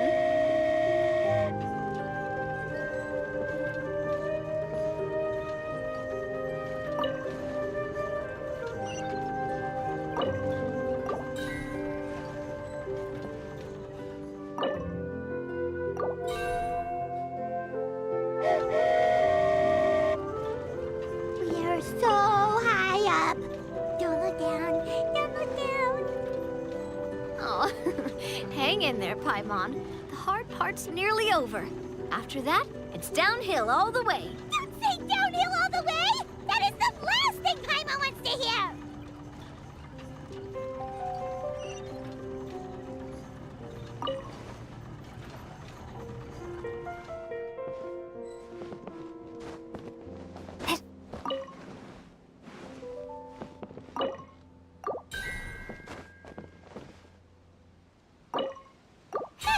We're finally done! Okay, let's get back down while this train is still working!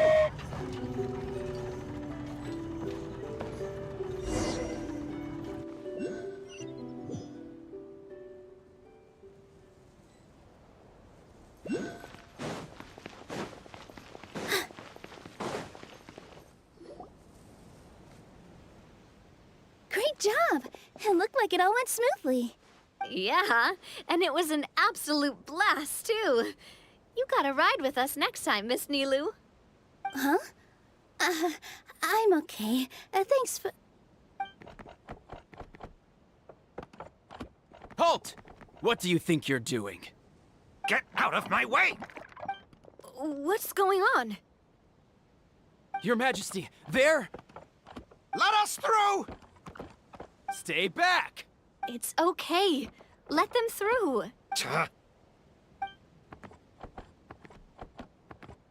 Your Majesty, could we please ask you not to turn the gear that connects up to the sky? And why is that? As you have seen, the goddess's gift is very important to us. It keeps us from harm and protects our very lives. Some of us, we just aren't ready to lose that protection. I see.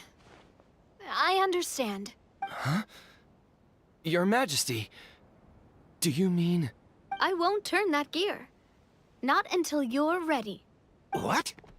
I've said before that the Metropole belongs to the people, and they should have the right to decide its future. But let me ask you this. How do you plan to solve the issues we are currently facing? Well, we'll start by rescuing the people that have gotten stuck. And then we'll find a way to figure out the true cause of this crisis. And have you made any headway on that? The true cause, I mean. Unfortunately not. Hey, you little...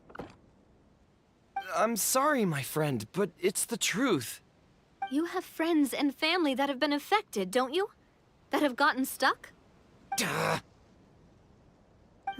I understand your concerns. But if we let this drag on for much longer, the situation may well get worse. More and more people will be frozen by the goddess's magic. Yes, but if we turn that gear now, all the tracks in this city will disappear. I know this is a hard decision to make. But have you ever thought about why the goddess might have made things this way in the first place? Huh? Why do you think she might decide to take back her gift and stop revealing further prophecies about the future? Are you saying she has abandoned us? No. Quite the opposite, in fact. What do you mean? The goddess dearly loves this world and all the people of Simulanka. And because she loves you so much, she wants you to be able to choose your own path. Every parent hopes their child will have a happy and carefree life. But if they're overprotective, then all they'll manage to do is keep their child trapped. If a mother bird lets her baby ride on her wings for too long, her child will never learn how to fly. Perhaps the goddess of prophecy has always known that one day she'll have to let go.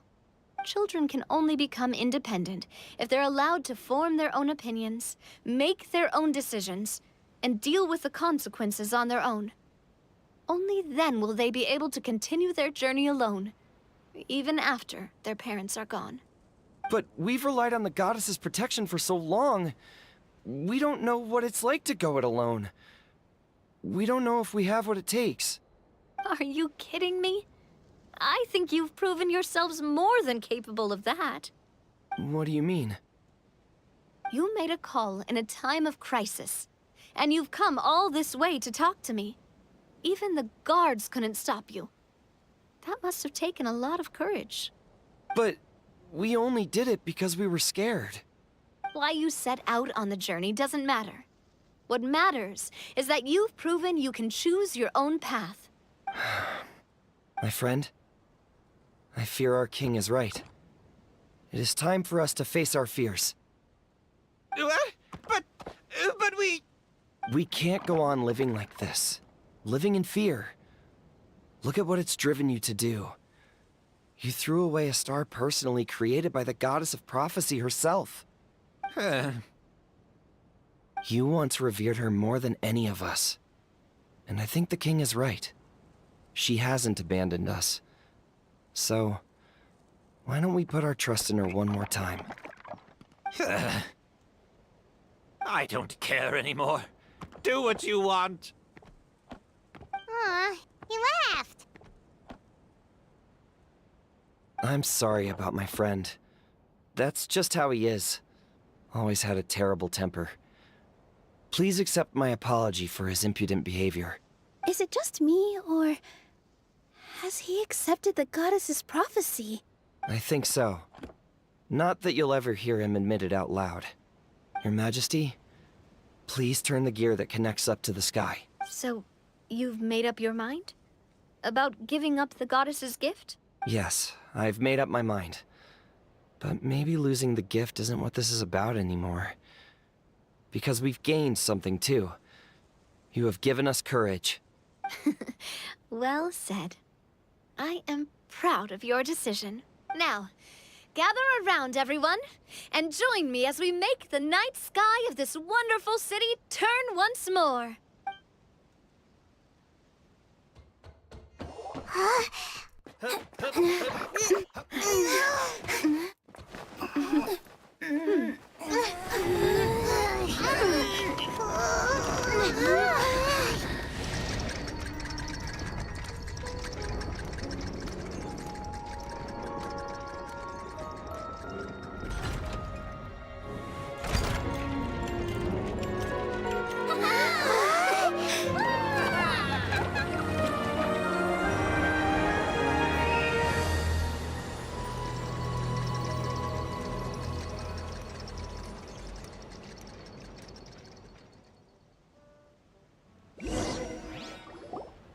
So the stars hanging in the sky, they're music notes.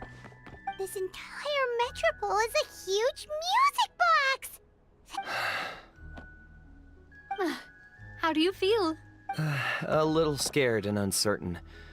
But for some reason, I feel a lot more at ease. It's as if some kind of huge weight has been lifted from my shoulders. Figured out any next steps? To be honest, not really. But maybe I can start by having a heart-to-heart with that stubborn friend of mine. I have an idea. If you don't know what to do, why don't you start by helping the people around you? You mean the people who got stuck because of the goddess's magic? I mean anyone and everyone who needs your help. By helping others, you'll eventually find your own path. Trust me, I have experience in this. What kind of experience, Your Majesty?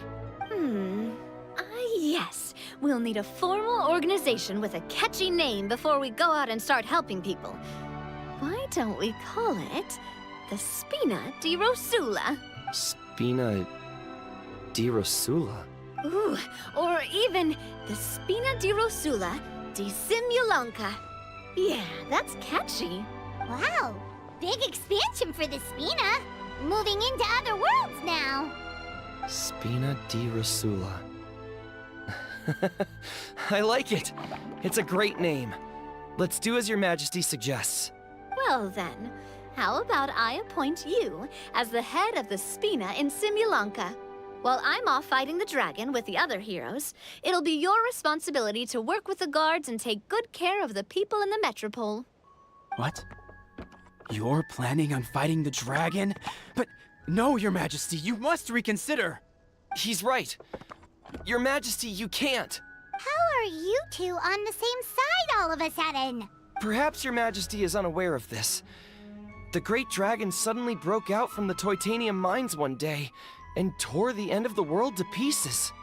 After that, it spat out a strange fog that surrounded a whole island. No one knows what lies beyond the fog, and no one knows what has become of that poor island. Before your majesty arrived, we dispatched many soldiers to fight the dragon, but none came back alive. Yikes. Sounds worse than we thought. Isn't that all the more reason for us to go? There could still be guards trapped there, waiting for someone to rescue them. King Navia is right. We cannot simply stand by and watch as the people of this world suffer.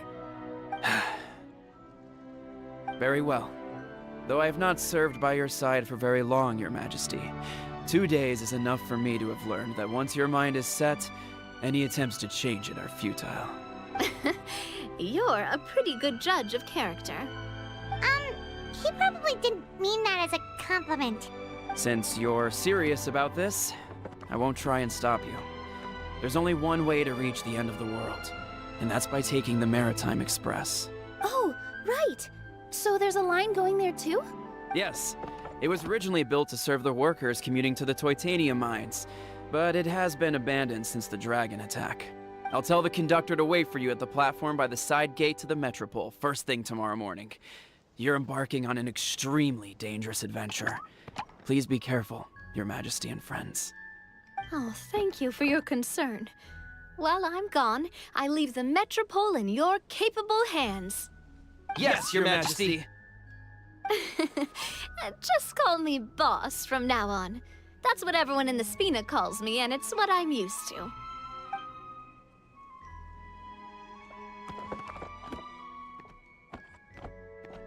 So, the plan for tomorrow is journey across the ocean, make it to the end of the world, and defeat a dragon.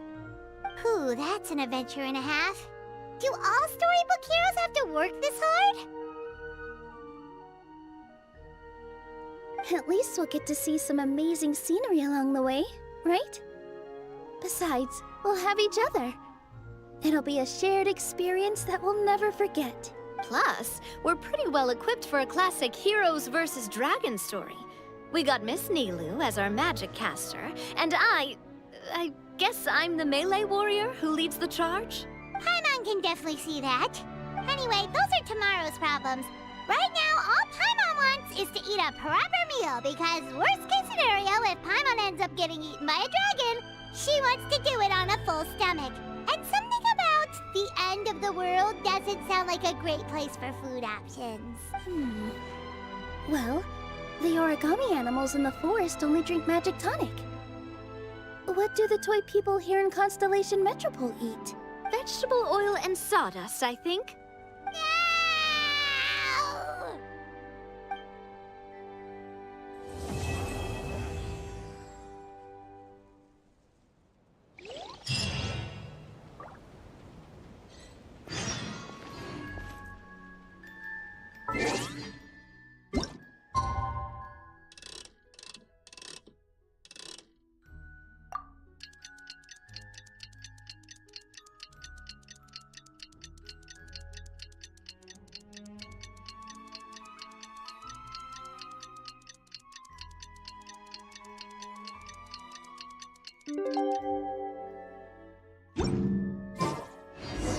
The time has come to slay the dragon.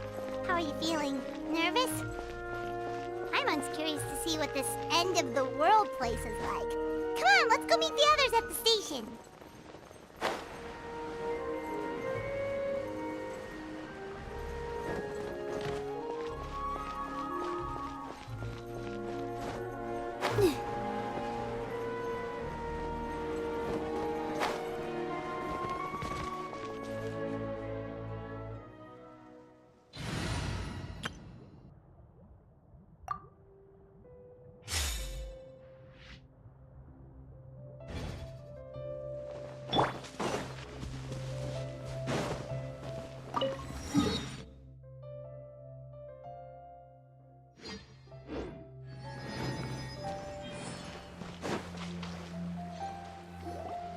Carriage inspection, check. Wheel and axle inspection, check. Power inspection. Good morning, Mr. Wheel. Oh, good morning, heroes of Simulanka. Hey, our old friend Wheel is the driver again. That already puts Paimon at ease. Are you certain you don't want us to accompany you, Your Majesty? I am. You can leave the dragon slaying to us. My partner's a pro. She does it all the time. What remarkable friends Her Majesty has. With such great heroes by your side, I'm sure you'll best the dragon with ease. We won't keep you any longer. All right, then. Look after the city for me while I'm gone. Yes, Your Majesty. Just leave it to us. I think we're all set. Time to depart. Next stop, the end of the world!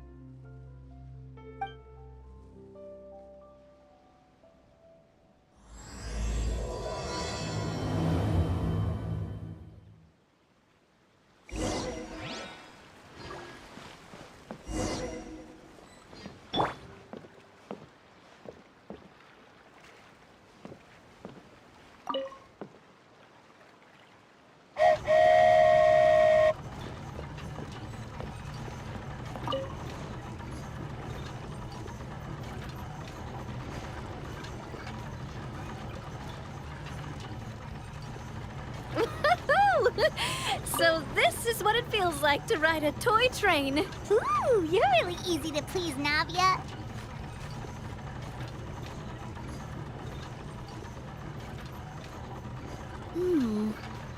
Looks like the fog ahead is getting thicker.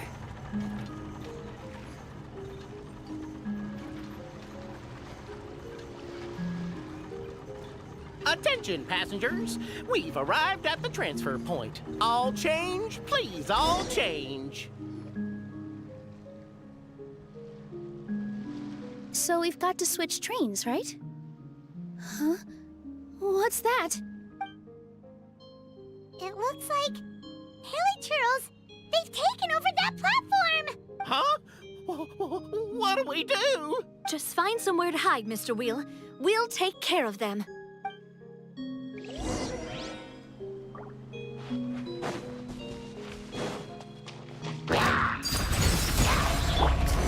Solidify! Midnight Phantasmagoria!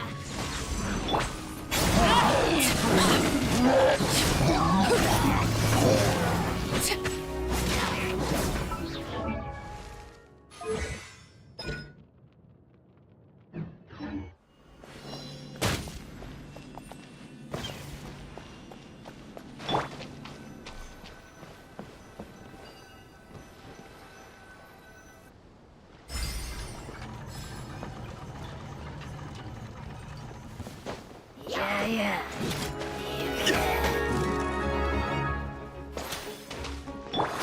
Transfixed! Wings of Darkness! Come, Sever Knight!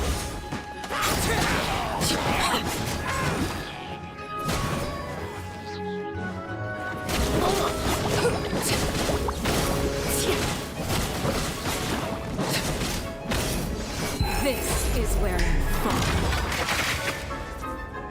I will have order. Whew. That's all of them. Thank you so much for your help, everyone. Now, let me take a look at the train.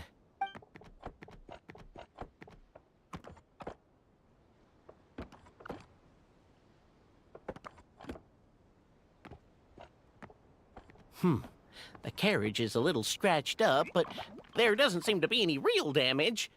And the engine's still operating normally, so I think we're good to go. Wonderful. Let's keep going then.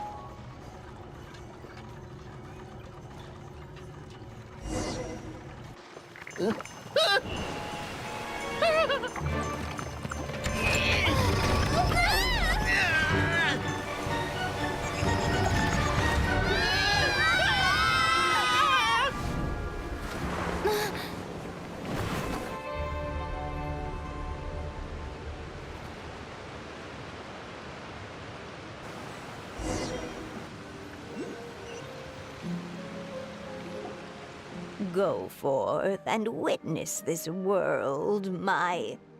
Make sure to be nice to everyone. I leave it to you. Are you okay, Miss Nilu? I'm fine, but I think the Traveler is still unconscious. We're lucky this guy caught us on the way down.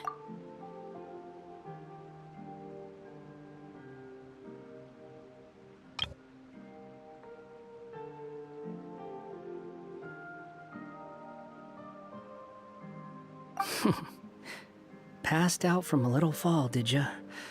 How fragile. Oh, cut her some slack. The Traveler's had a rough few days. We should just let her nap for a bit. But my leg's falling asleep. You couldn't have set her down on the grass over there, Hat Guy? Ha! I go out of my way to save 4 people who fall out of the sky, and now you're nitpicking my choice of soft landing? That's the most ridiculous thing I've ever heard.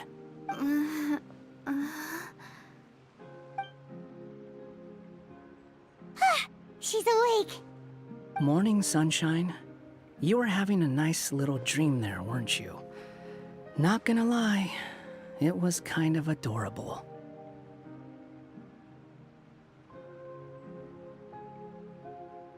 You and your friends fell from the top of that waterfall, and you passed out along the way.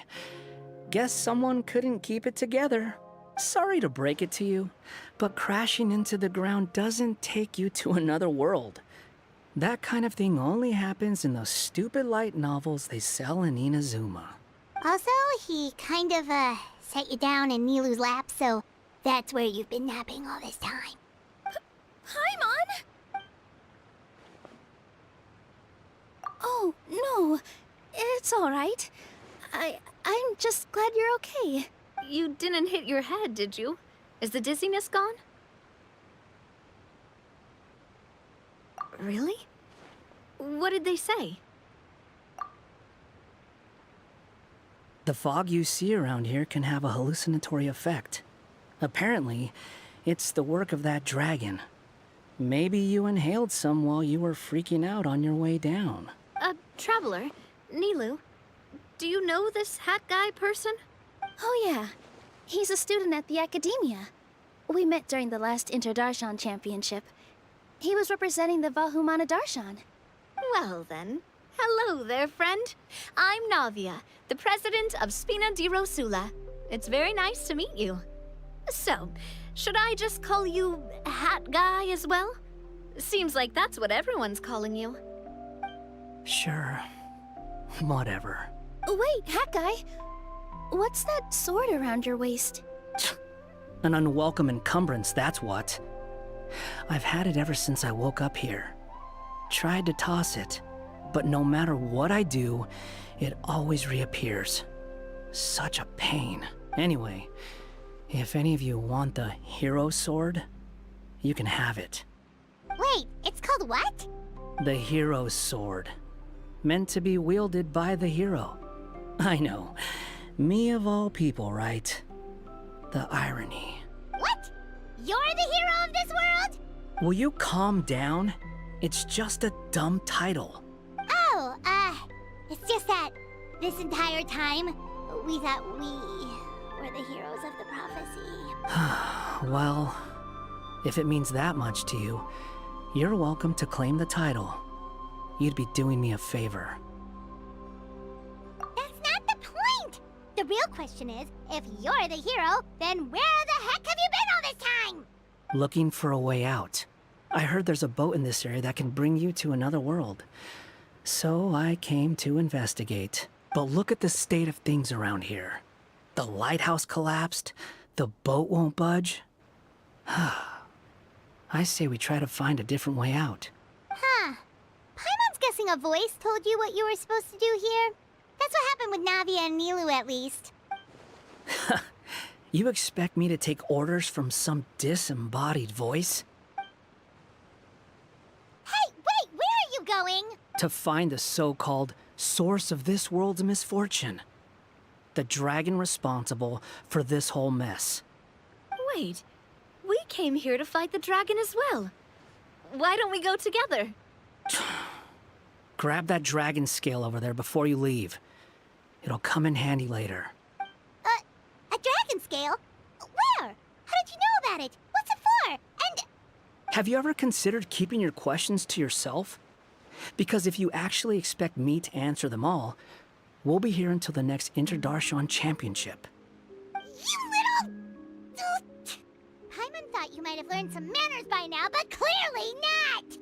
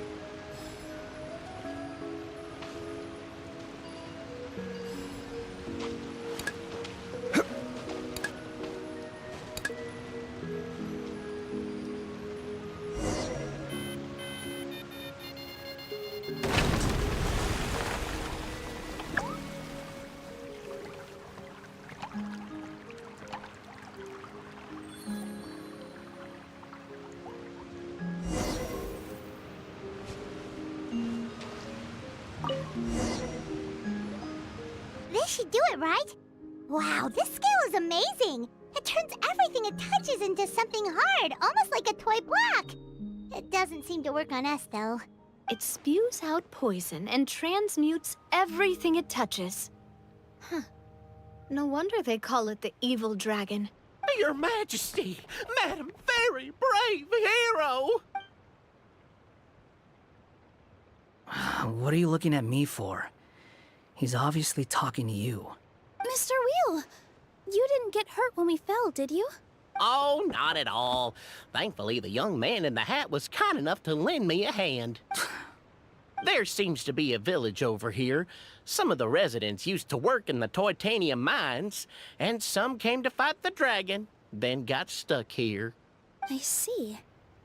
I'm glad they're all safe and sound. I can try to use my magic to fold a boat to bring everyone back. Oh, I'll help too.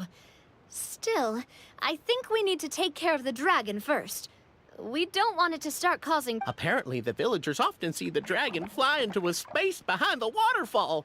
They think that's the location of its lair.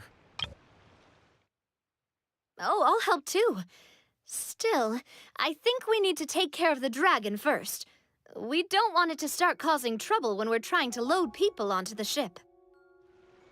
Then we should look around and try to find a way in. I'll wait here for your triumphant return. Your Majesty, brave heroes, please be careful.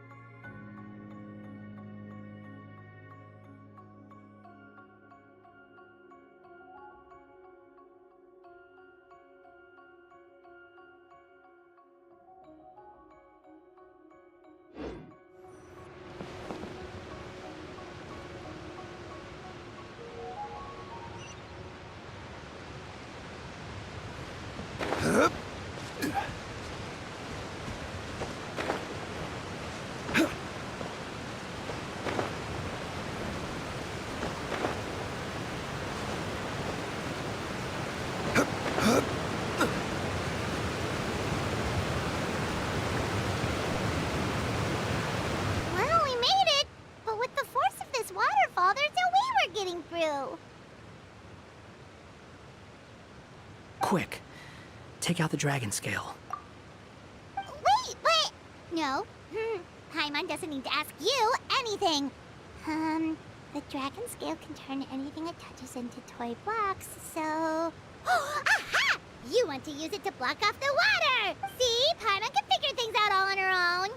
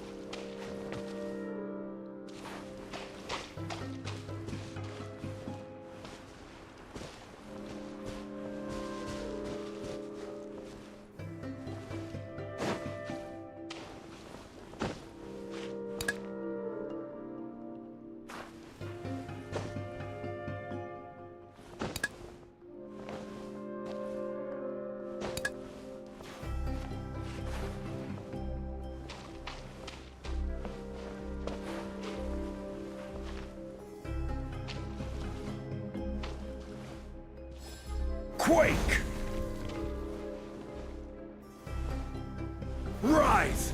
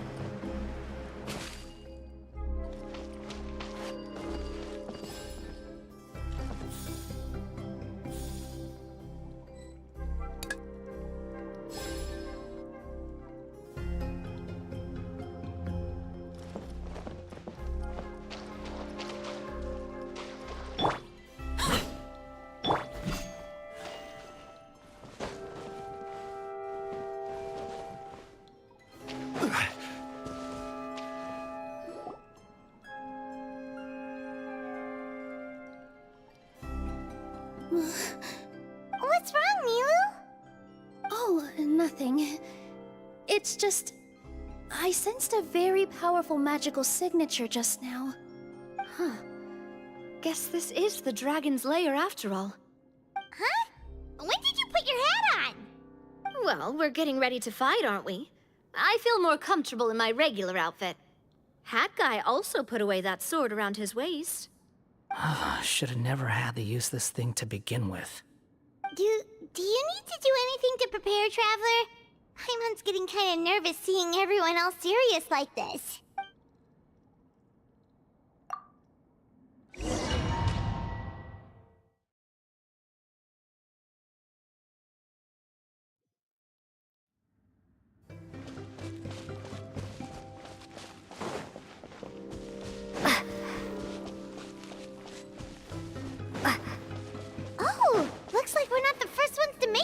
here.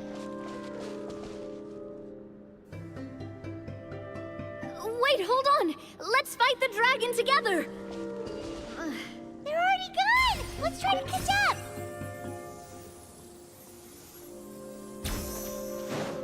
Ooh! What's that sound? Is it an earthquake? Where'd they go? Reckless idiots.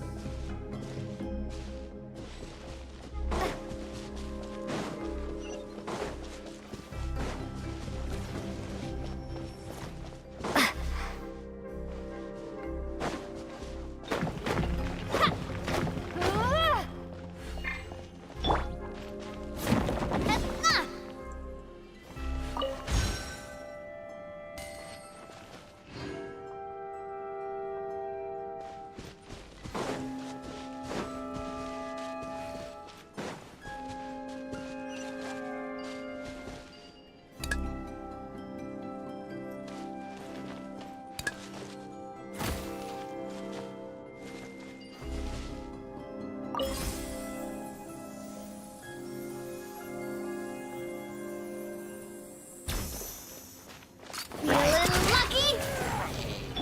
The wind rises.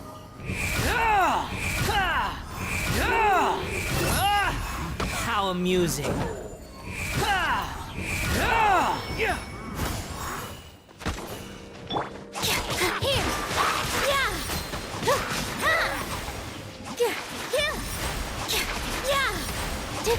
Watch out! What's your... Feeling lucky?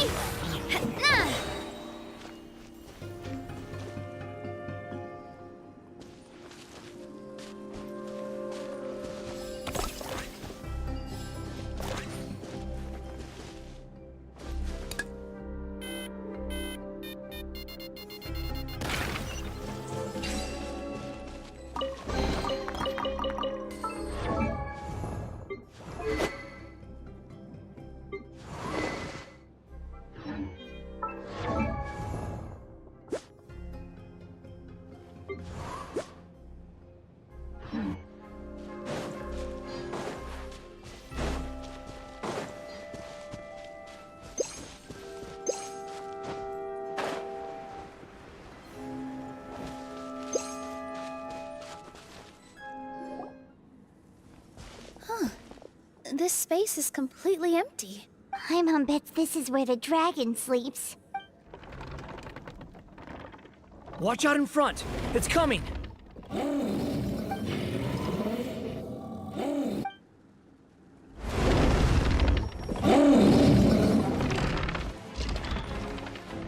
Whoa, that dragon is huge!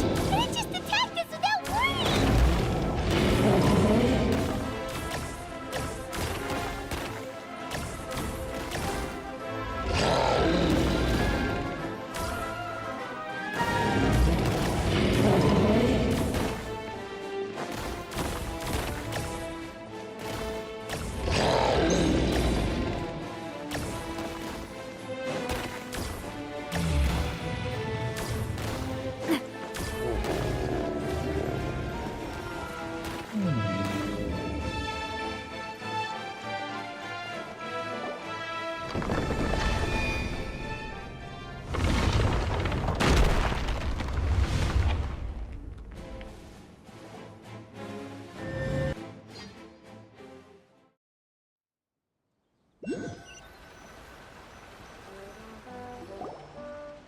Look, he's here.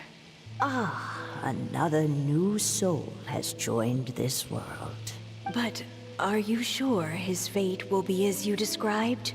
Of course. My predictions are never wrong. I just don't like that kind of story. Then you need only do as you said, and let him find his own story within your fairy tale. You're right. Then listen closely, my child. Your name is...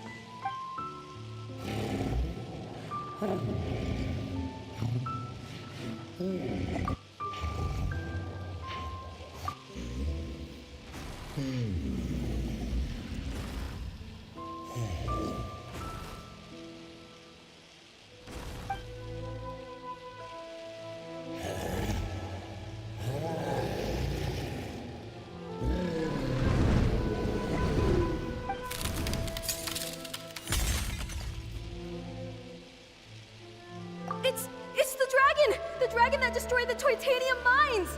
Help! Help! Soldiers, pick up your weapons! Destroy that monster!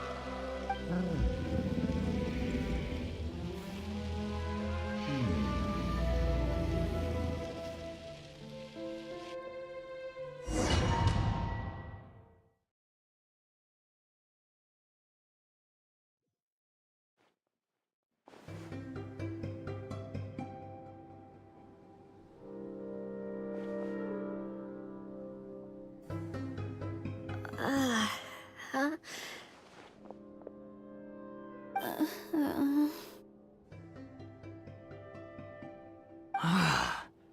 How many times am I going to have to save you? Thank you, Hat Guy. Paimon still feels dizzy. Hey, did any of you also see something strange? It was like we were witnessing... The dragon's memories. Sounds like we all saw the same thing just now. Well, we definitely saw a different side to the story. Watching it all unfold, Paimon couldn't help but feel bad for the dragon. This world might be a lot more complicated than we thought. The next time we encounter the dragon, how about we try talking to him instead of fighting? That sounds like a good plan. But maybe we should figure out where we ended up first. Huh. If the world above is a fairy tale realm, then maybe we've fallen into the next page of the book. Just keep walking and don't fall behind. Hey, wait for us!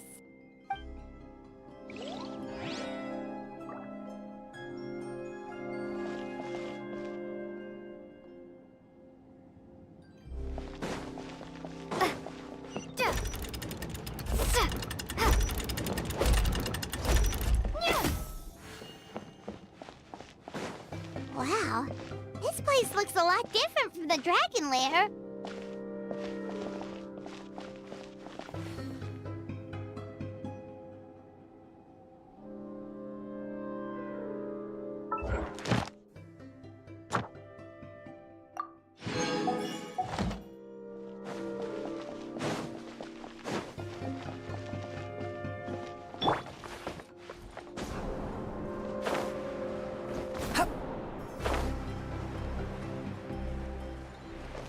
Quit following me.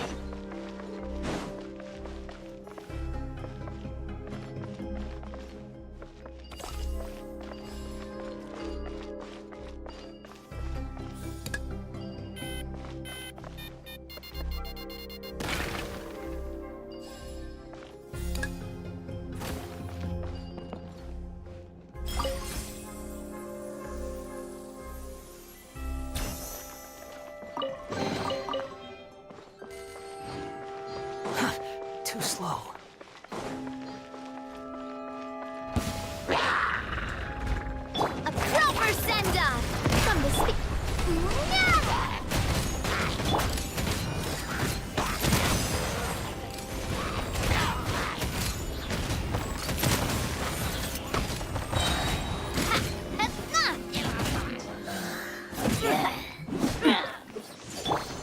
All eyes on me! Wretched vermin! Fire! Well, with water jet! With all my strength! Here! Watch out!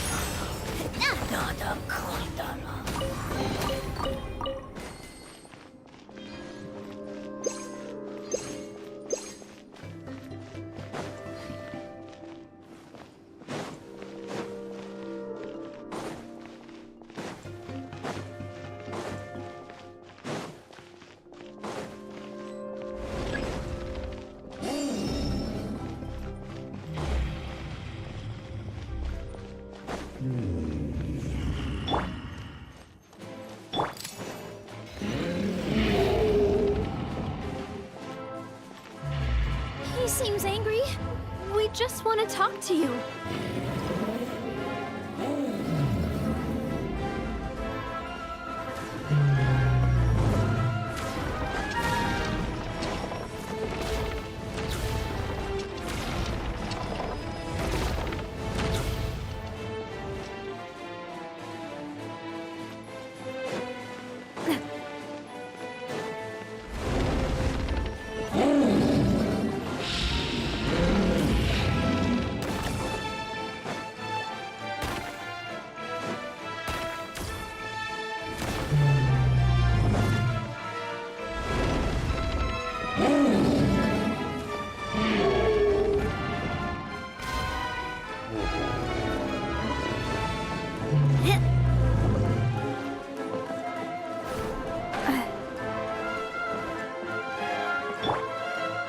cold.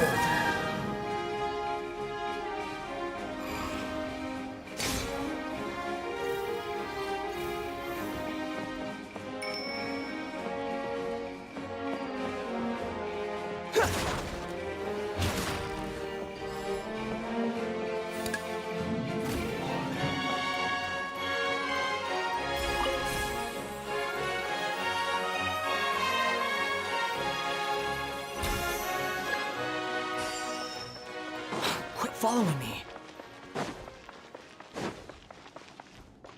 Huh, too slow. Our home! It was destroyed by that evil dragon! The stars! It flew away with the Metropole stars! Oh no!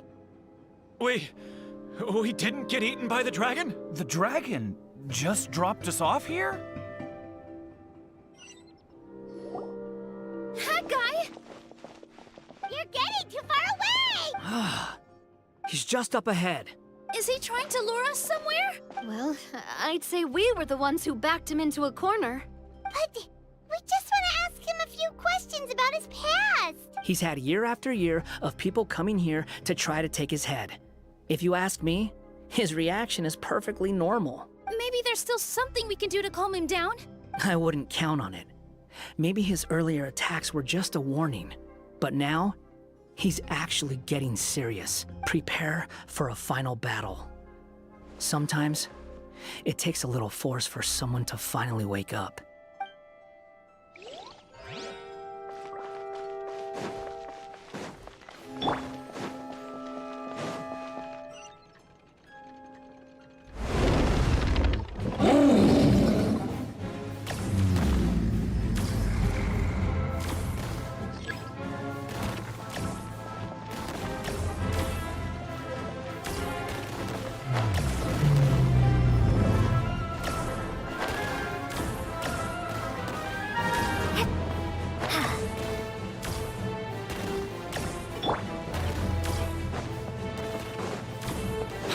Following me. Oh, stubborn beast. You really want to get beat up that bad?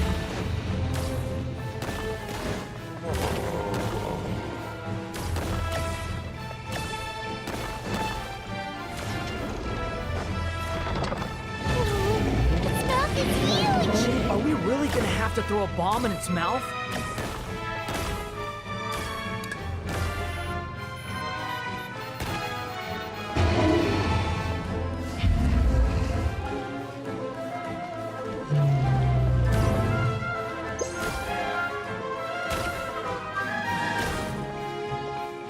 Watch out! If you fall, you're on your own this time.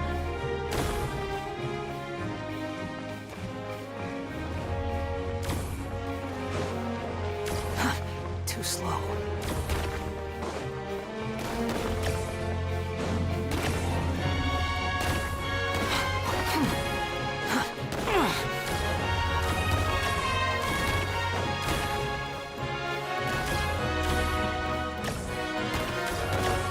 How amusing. You're dead.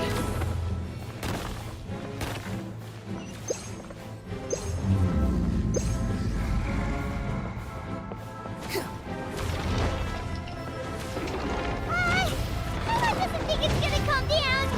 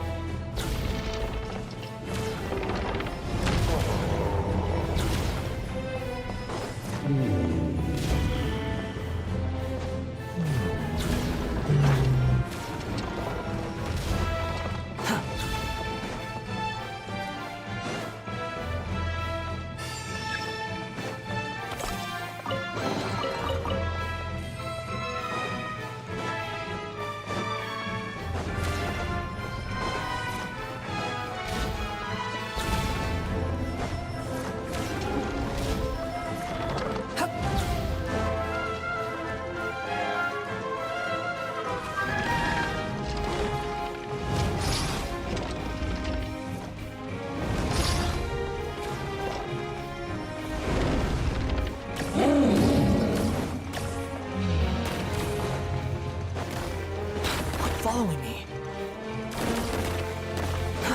Too slow.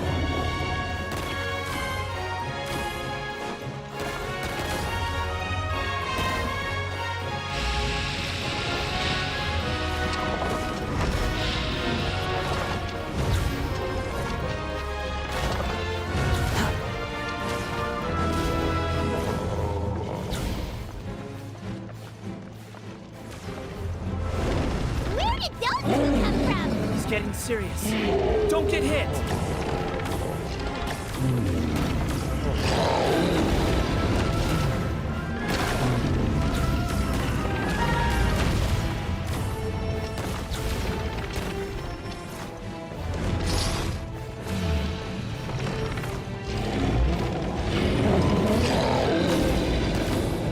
There's a bomb over there! Just like before. Throw the bomb right into its mouth!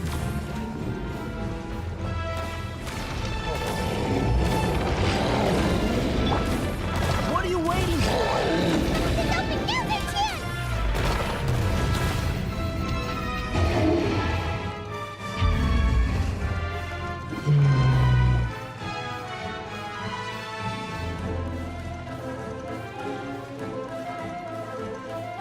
Now's our chance!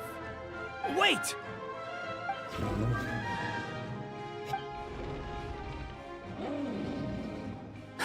Huh?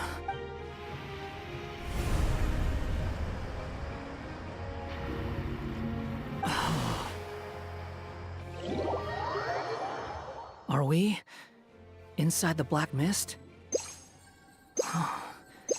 I see something up ahead.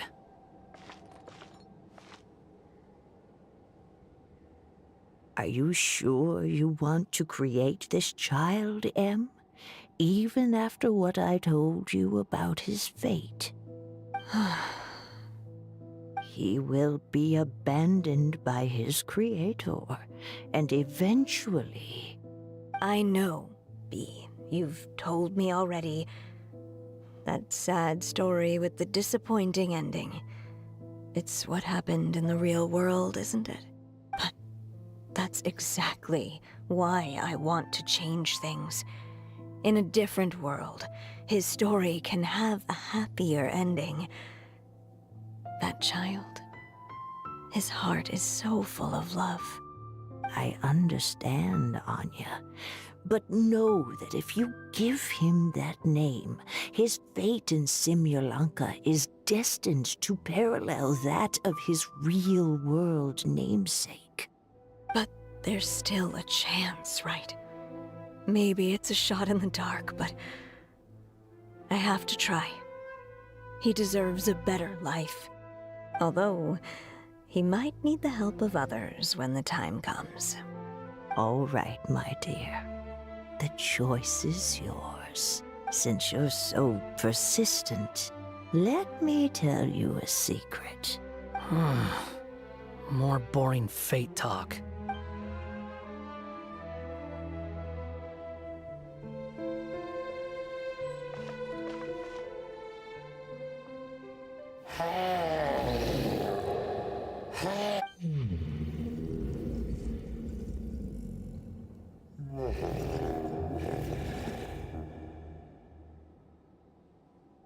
I'm sorry, my child. Unlike my friends, I don't have a long time to live. All said and done, the story of my life will be shorter than the fairy tales in this book. So I will have to leave your side, I'm afraid.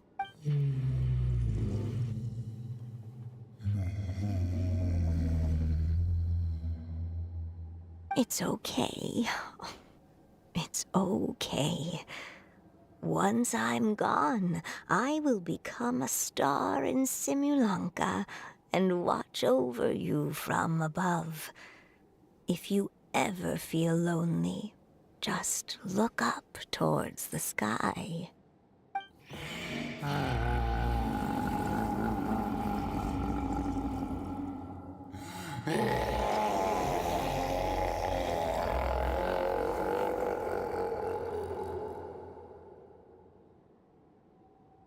Go forth and witness this world, my child. Make sure to be nice to everyone. You'll meet good friends one day. I'm sure of it. That is my wish for your future. As for this world, I leave it to you.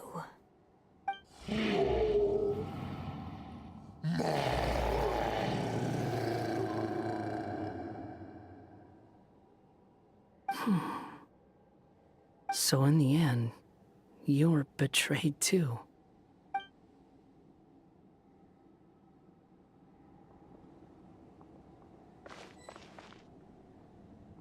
Hey, Mr. Dragon! He brought you some food. You must be hungry.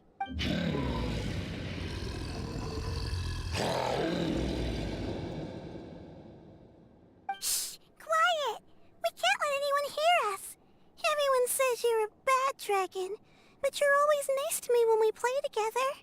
You always help me pick flowers way up high that I can't reach.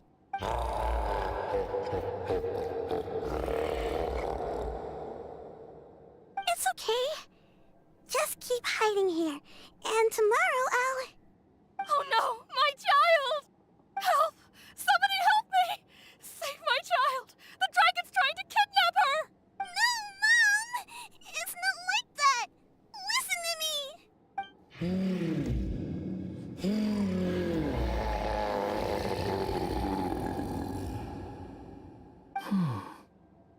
So you're hated by people too.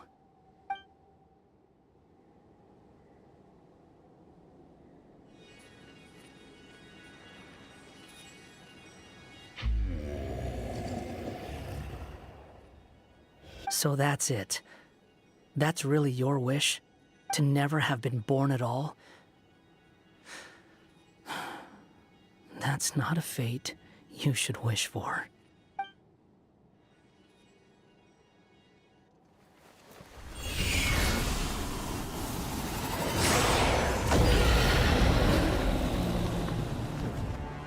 Nobody can define who you are, or deny the true feelings of your heart. Now remember your name. Durin.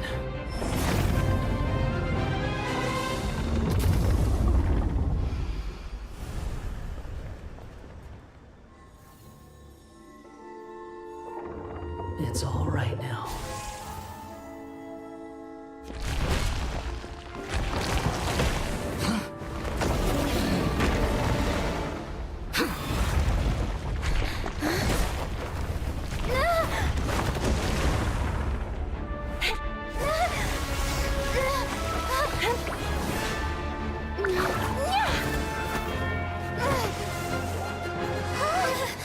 Watch out!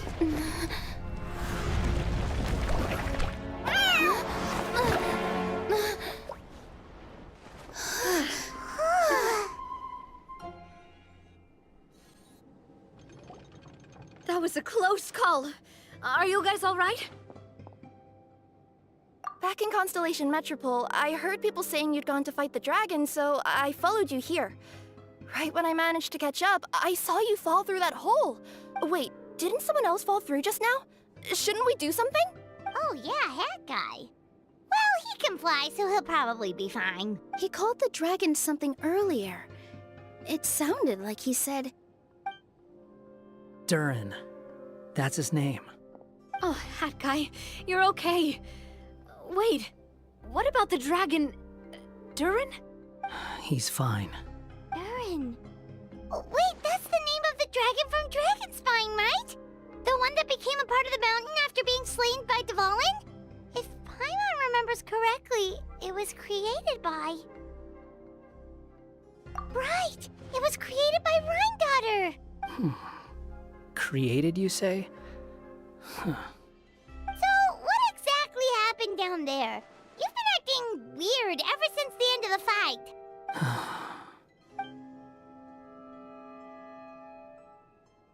So that's the truth about Simulanka's evil dragon. What we saw in the mist weren't hallucinations, but the dragon's memories. Huh. I thought it was strange. The people around the Broken Sea are clearly stranded, but I never heard any stories about the dragon attacking the village. The people we met along the way are probably workers from the Toitania mines, or guards who came here to claim the dragon's head.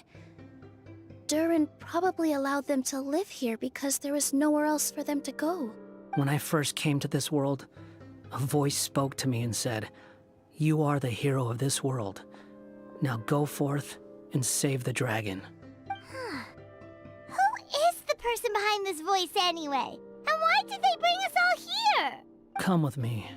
The answer to all this can be found below.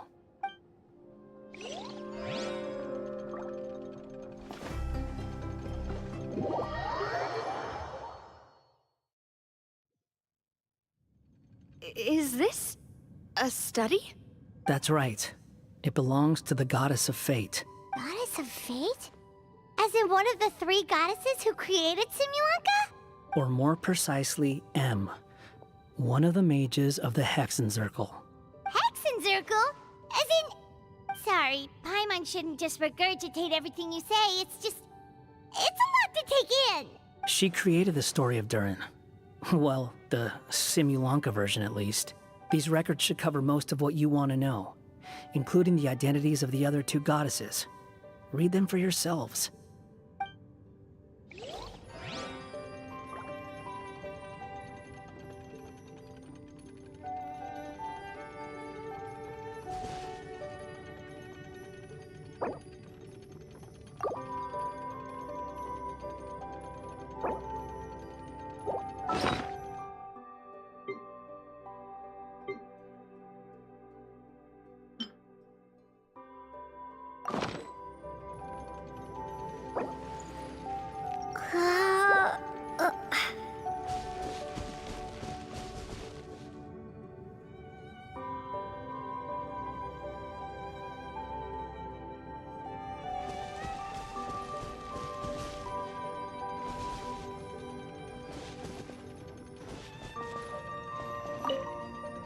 By all rights, I should have been A, since A is the first and last letter of my name. But Alice overruled me on the basis of seniority and said I should be M instead because of my middle name. She really knows how to push my buttons. Still, her magic never fails to amaze me. I still can't believe she got one of my origami frogs to start talking. Why don't I write a story with origami animals as the main characters? Let's see. Once upon a time, in a magical forest, there lived a group of animals made of paper. Barbie loves looking into the future, so she used her powers to map out the fates of all living things in Simulanka. But knowing the ending in advance takes all the fun out of the story. I think I'll make a bet with her. I believe that one day, the people of Simulanka will decide to carve their own destiny. Apparently, she wants to build a statue of herself in the capital city. Always looking to add some pizzazz. My dear sisters, I fear my pen shall soon run dry. Even now, as I write this letter to you, my dexterity is all but failing me. Thank you for enjoying my stories and for creating this world for me. The time we spent together was the most wonderful youth I could have asked for. I always feel so young when we're together. A says that even after I'm gone, the goddess of fate in Simulanka will continue to exist and carry on granting people's wishes. It makes me glad. If you ever want to chat, feel free to pay a visit to the goddess statue. Just don't wish for anything weird.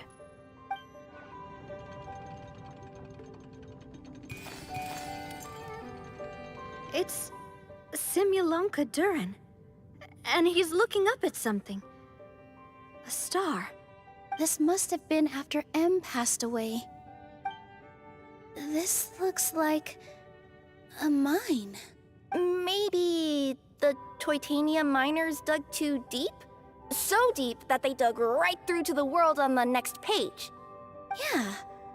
Now that you mention it, this miner's lamp looks really similar to the star on the previous page. The Forest of Blessings. This book has been recording Simulonka's history all along.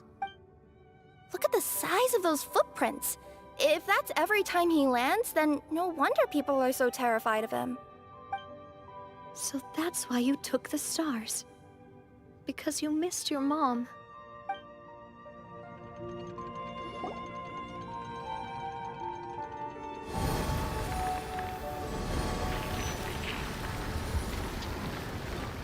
Huh. That statue looks different from the one in the Metropole. It's a different goddess. This one is the goddess of fate.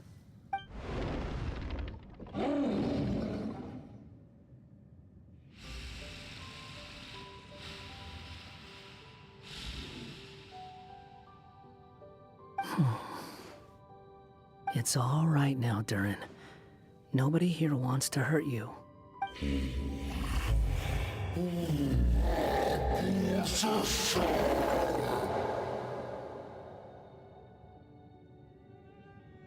say that, Durin!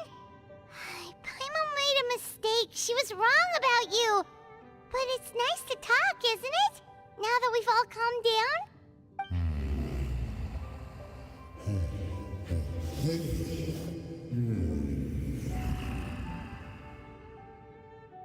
So that's why you made that wish?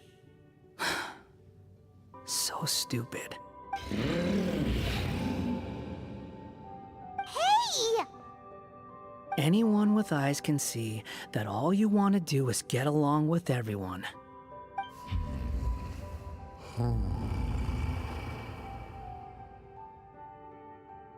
You just want to make friends, people to play with, to talk to, people who accept you, or at least accept your apology. Oh, you never hurt anyone. Heck, the idea never even crossed your mind. Sure, you scared a bunch of people half to death, but that's only because they had no idea what kind of dragon you really are. Yeah. If you had a heart-to-heart with them, I'm sure they'd come to understand you and see your point of view.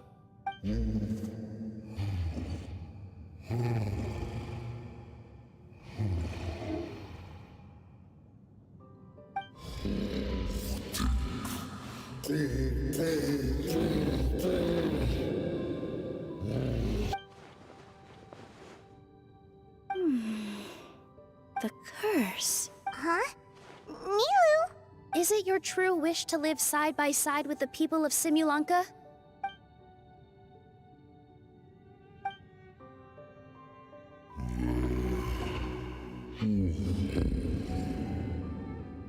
Then close your eyes and make a wish to the goddess of fate. We will help make your wish come true.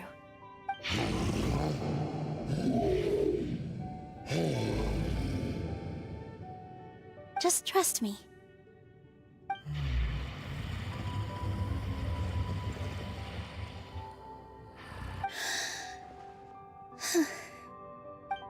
I, Nilu, the Forest Fairy, give to you my blessing and welcome you as a dweller of the forest. May everyone accept you as one of our own, and may the Forest of Blessings be a place you can call home. I, Navia, King of Constellation Metropole, give you my blessing. I grant you citizenship to my kingdom. Oh, me too! As the, Nekomata in Boots of this world, I give you my blessing too. Wait, what's going on?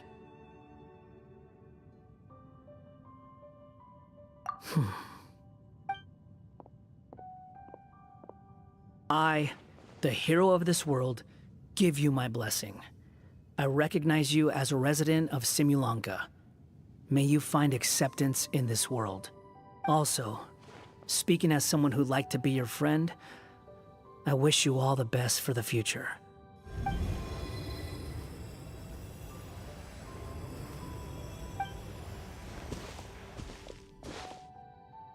I, a traveler who has traversed many worlds, give to you my blessing. May you find friendship and goodwill no matter where you go.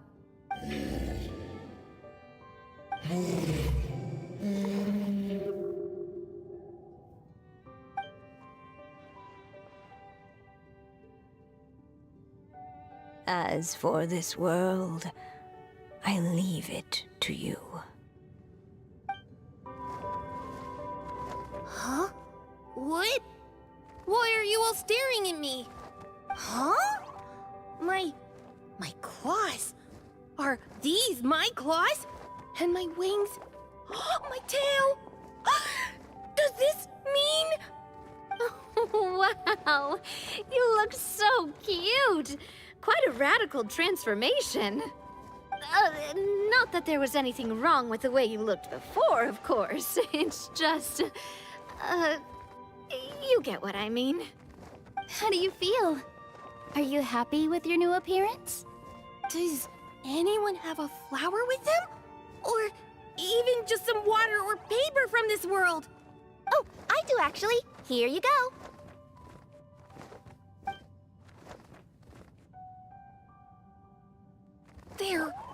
They're not changing.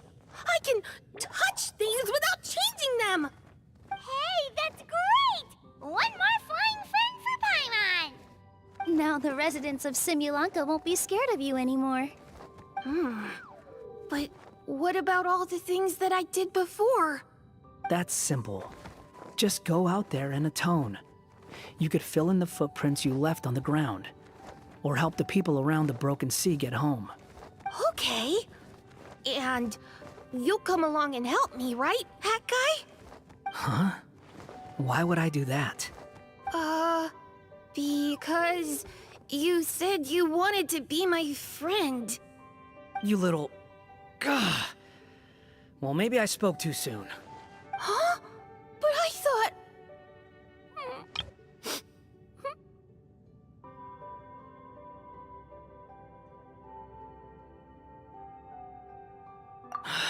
All right, fine. I'll go with you.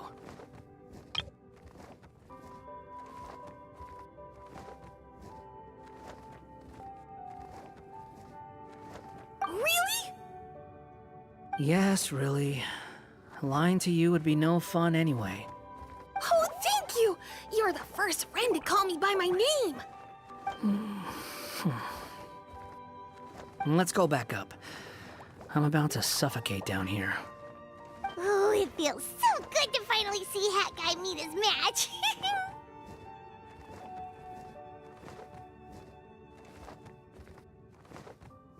Yeah, okay. Paimon just never thought we'd see the day, that's all. All right, let's also head back up then. Don't be scared, Durin. We'll be right by your side. Thank you for your blessings, everyone! Oh, this is the happiest day I've had in a really long time!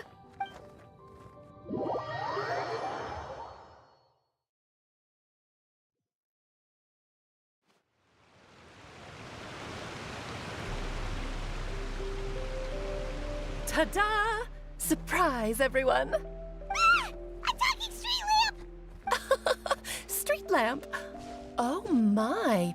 You mean you still don't remember me after all the times we've spoken?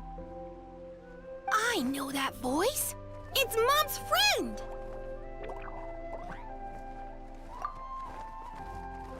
Hello there, traveler and friends. And Durin, it's good to see you. You've changed quite a lot. In fact, you look so different that perhaps I should call you Mini Durin. Mini Durin, huh? Yeah, I like the sound of that. It's nice being smaller. You must be one of the 3 goddesses of this world. Are you the goddess of creation? Yep, that's right. But although it's the most impressive sounding of the 3, to be honest, we all made an equal contribution toward the founding of this world. If you've ever read any of M's stories, you'll know just how enchanting the worlds are that she writes about. So enchanting that I just had to step inside and explore it for real. So I got B involved, and with M's consent, created the world of Simulanka. Whoa, whoa, whoa! You're getting a little ahead of yourself. First things first, would you mind explaining what you're doing here?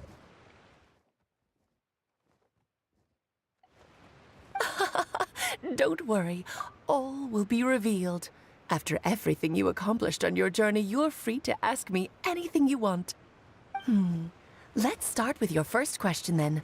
I'm here because I sensed a great magic power emanating from the book just now, and I couldn't resist the urge to peek inside and check it out. That must have been when we all gave Mini Durin our blessings, right? Yes, exactly. In the world of fairy tales, words and emotions often carry far more power than any spell.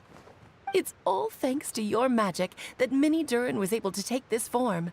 Come say hi to me, little one. Oh, look at you. You're as cute as a button. So, what about us? Was it always part of the plan that we'd come here? Plan isn't the word I'd use. If you ask me, I'd say fate works in mysterious ways. When Durin of Simulanka made his wish to the goddess of fate, it just so happened that in a world far away, all of you wonderful people were holding a copy of M's fairy tale at that exact moment.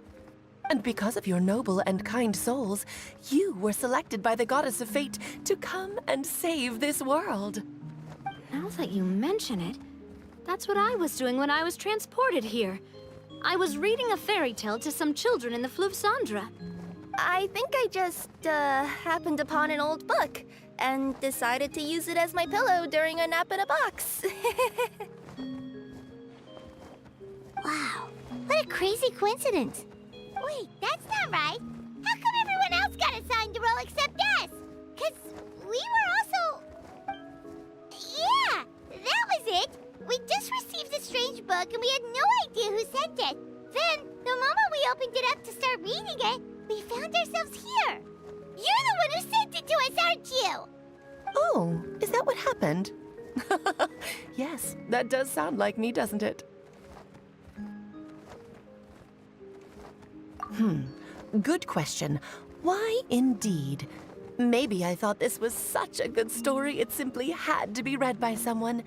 As the traveler and witness of many worlds, how could I let such a beautiful place pass you by? I can sense that your blessing for Mini Durin was a very special one. With this blessing from beyond the story, he might even be able to explore worlds outside of this one. Teyvat, you mean? That's right. In fact, back when we were first creating Simulanka, Em told us that she hoped the people of this world would one day be able to explore the wider world beyond. Every story has an ending, but if the story becomes reality, it should have the right to choose its own path. So, in other words, the predestined lives these people lead were always going to disappear one way or another. Wait, so even if the people here get to go to other worlds, surely there's gotta be a way we can leave too, right?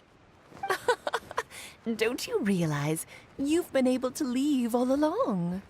Huh? You can either take the boat at the Broken Sea or touch the giant bookmark at the Cliff of Prophecy.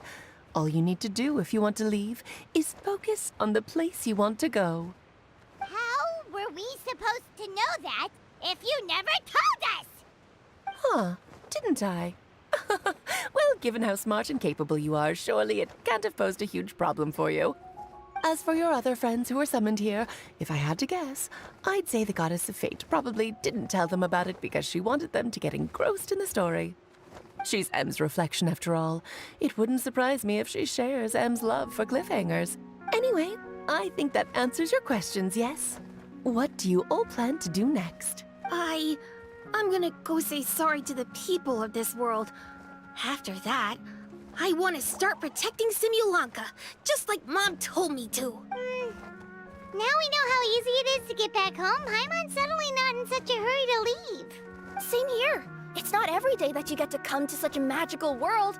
I, for one, plan to explore it a little longer. I'm glad to hear it. Maybe I should invite some other friends to join you too. By the way, Minnie Durin, I'm delighted to see you've made some new friends. I'm sure Em would be very proud of you. Now, before I depart, please let me give you a blessing as well. May your future be as rich and colorful as the stories Em used to tell.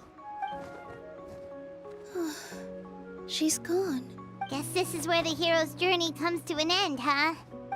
But it's also where a new journey begins. The adventures of Minnie Durin and friends. Huh? An adventure for me? You bet. For starters, I'd love to introduce you to my other friends in the forest. Even though there have been some misunderstandings in the past, I'm sure they'll welcome the new you with open arms. Huh? Stop looking at me. I already said I'll come with you. Whoa! Look over there! Wow. The stars are beautiful. Huh. I'll bet that's a gift to Minnie Durin from the 3 goddesses of this world.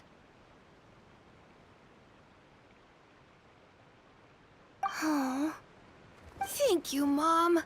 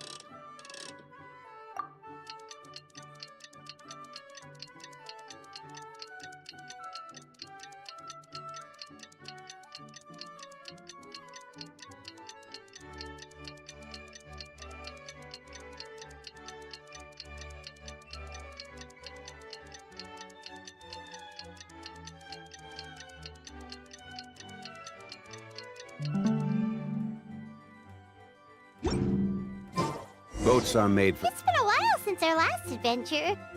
Oh, Paimon wonders how Minnie Durin is getting along in Simulanka. Let's go to the Forest of Blessings and take a look.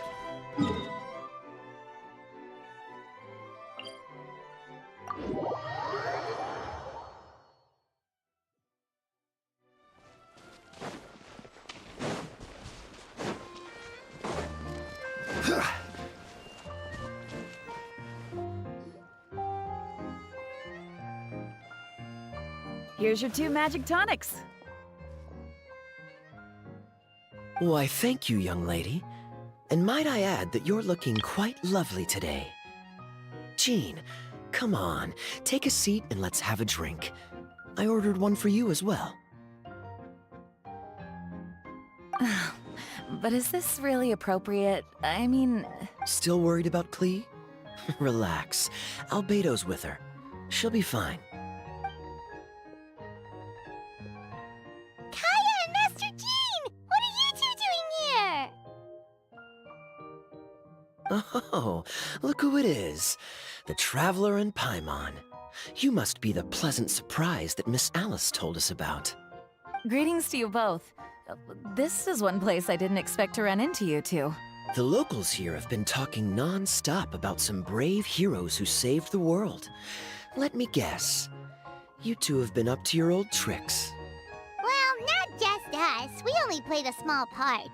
You could say we were 2 members of the Heroes Adventure Team. Still sounds mighty impressive to me. As ever, our honorary knight is making us proud wherever they roam. That's right. We received a letter of invitation from Miss Alice, proposing that we take Clee for a vacation in Fairyland when work dies down. I wasn't sure what she meant by Fairyland at first, but if my eyes are not deceiving me, she was being quite literal. Clee ran off excitedly as soon as we arrived. I'm a little worried about her, but Albedo insisted he would look after her while we do our own thing. We could hardly say no to such a considerate offer, so I took it upon myself to bring Jean to the nearest tavern we could find. Any excuse for a drink, huh? Well, we are on vacation. It's only fair that we get to indulge ourselves a little. You're right. I should make an effort to relax and unwind. It's what Miss Alice would want, after all. Oh, wait, Kaya? What exactly did you order from the bar? The house special, of course. Best way to get a taste of the local culture. Why are you making that face, Paimon? Nothing. I was just perpetually amused by your lifestyle, that's all. Go on, drink up. Something tells me I need to tread carefully here. Let's see, it's got a lovely color, but how about the taste?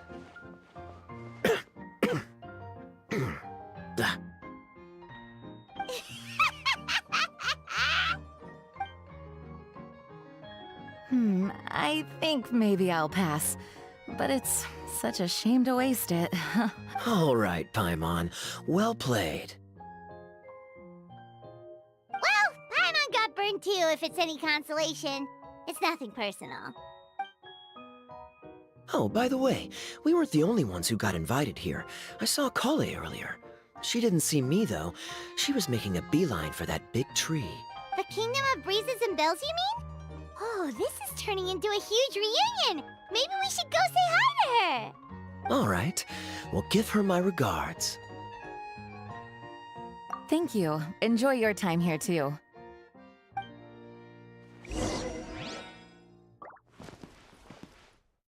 So the magic tonic here is just writing ink? What a weird and wonderful world. Ah, Miss Citrus, do you happen to serve any beverages here that don't contain magic tonic? Of course we do. What flavor would you like? Sunsetia. Jean, you want in? Sure, I'll have the same, please. Sounds good. 2 Sunsetia drinks coming right up.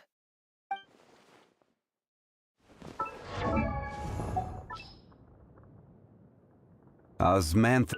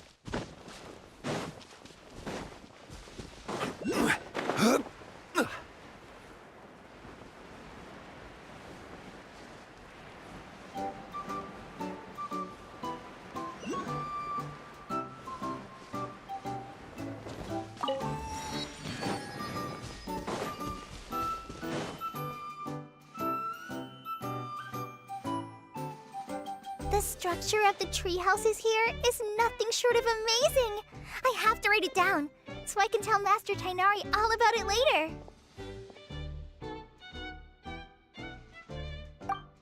Hey, Kale! You scared me. Traveler and Paimon? You got invited here too? Yep. Well, they sort of skipped the invitation part, but anyway, what you doing out here? Something caught your eye? Oh, yeah. I'm trying to observe and summarize the structures of the trees here, and also the animals that live here. Well, the residents, I guess? I still can't get over the fact that they're all someone's origami handiwork. Once a forest ranger, always a forest ranger, huh? Not sure you'll be able to apply much of what you learn here back home, though, with this being a magical world and everything. What? Over there, by the giant footprint, have those houses always been there? Oh, those? The local flying squirrels told me that they were built by a small dragon and some guy wearing a hat. Oh, that must have been Mini Durin and Hat Guy. Any idea where they went?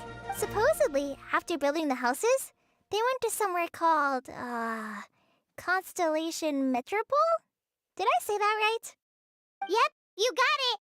Oh, also, when the locals mentioned the dragon, did they seem at all, did they say how they felt about him at all? Now that you mention it, the atmosphere changed a little when they talked about him. Oh no. They mentioned some stuff along the lines of past misunderstandings and welcoming new members. I only just got here, so I know very little about what has happened in the past. They seemed genuinely grateful for the houses, though, and said they were going to plan a welcome party. Oh, thank goodness. Whew. Sounds like the forest has begun to accept him. It's a step in the right direction. Are you looking for that small dragon? Yeah, he's a new friend we made after we arrived here. No way! Really? I'm getting more and more interested in your story. No. I've got to save it for next time. For now, I've got to make the most out of my time in this wonderful world.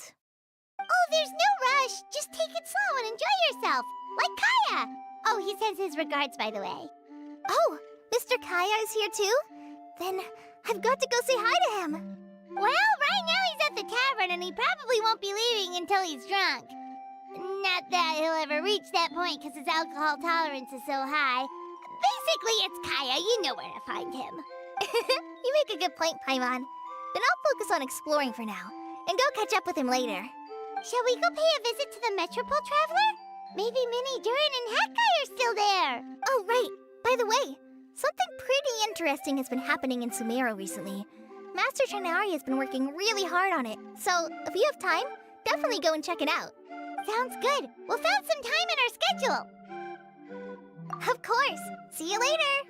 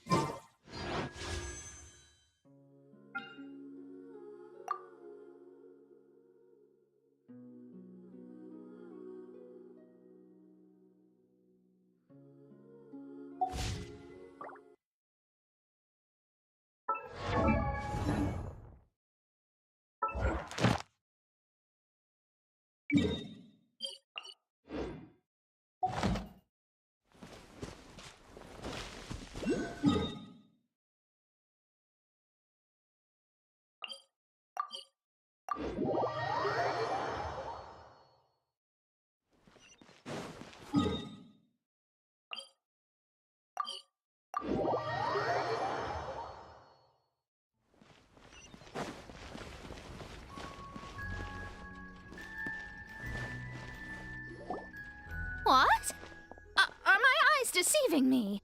There is no way. I can't believe it. Hey, Mona! We heard you muttering from a long way away. What's up? Oh, is your scry glass acting up again? Oh, it's you, the saviors of this world. My scry glass is fine, but I'm not sure I can say the same about my eyes. Look, Look at this statue. What? Is it broken or something? Looks fine to Paimon. That's your master, right? AKA the goddess of prophecy? I refuse to believe it. There's no way that old hag looks anything like this. When she was younger. Oh, actually, now that you mention it, this does remind me of the fashionista phase she wrote about in her diary. She can't hear me, can she? I swear I just got chills down my spine. Either way, it's probably a little rude to talk about her right under her statue. But how do you know it's a statue of her if you never saw her as a young woman? I did a quick scry when I came into this world, and when I saw the stars' reflections, I was at a loss for words. It looks like fate in Simulanka is based directly on Tevat. A projection of real-world fate to form an image of reality. Or in layman's terms, basically, the creator made this world inside a mirror or a lake, and this world is the reflection. Still sounds pretty impressive.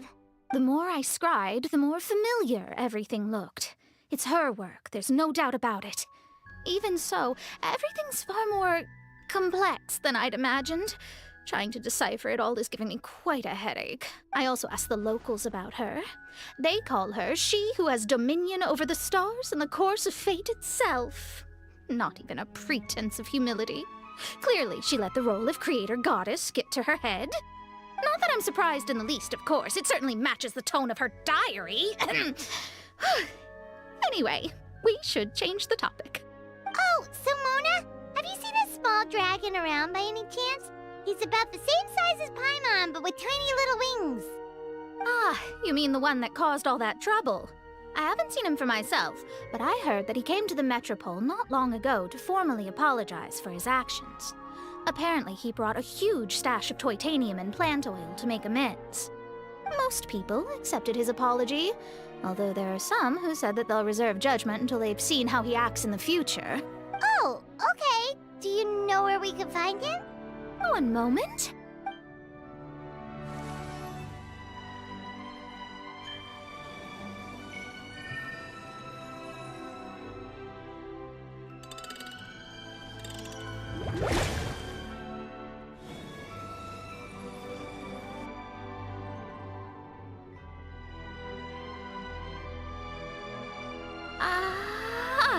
It looks like he's at the Broken Sea.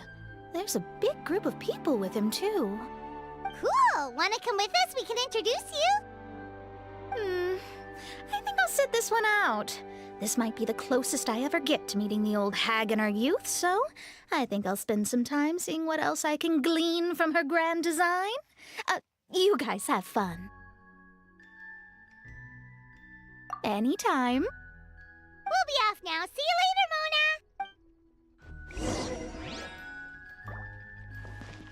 Creating a whole world starscape is no easy task. Old hag, I guess you do deserve the title of Trismegistus after all.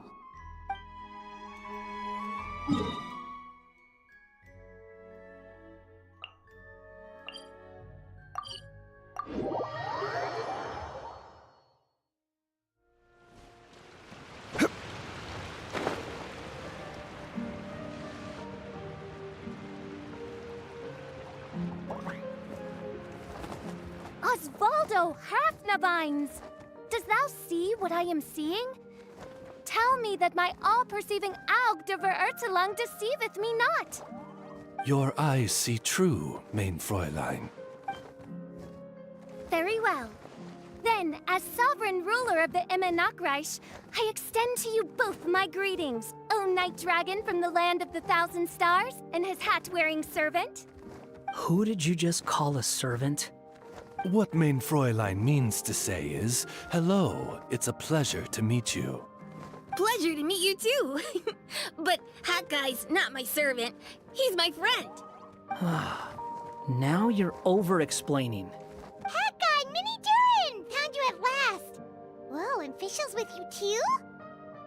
Oh, greetings, outlander blessed by the Immanakreich. How honored you are to meet your prinzessin beneath the stars of another sky. Clearly a decision made by fate itself. Miss Honorary Knight, Paimon!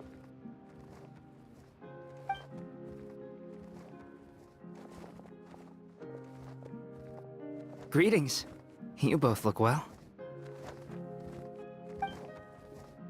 Hey there, Klee! Have you been having fun here? Yup, loads and loads of fun. There are so many cute animals and a magic train that was really long and a huge, huge castle and a king lives there and everything. I've been taking Klee to see all the sights. It's been a very enriching experience. Alice's magic is truly outstanding. Yeah, Mom's amazing. Klee wants to build a great big house now, too. So, your mom and my mom were friends? Mm-hmm. Our moms were friends, which makes you my big brother. My mom used to read your mom's stories to me all the time. They were great. Big brother? Wow.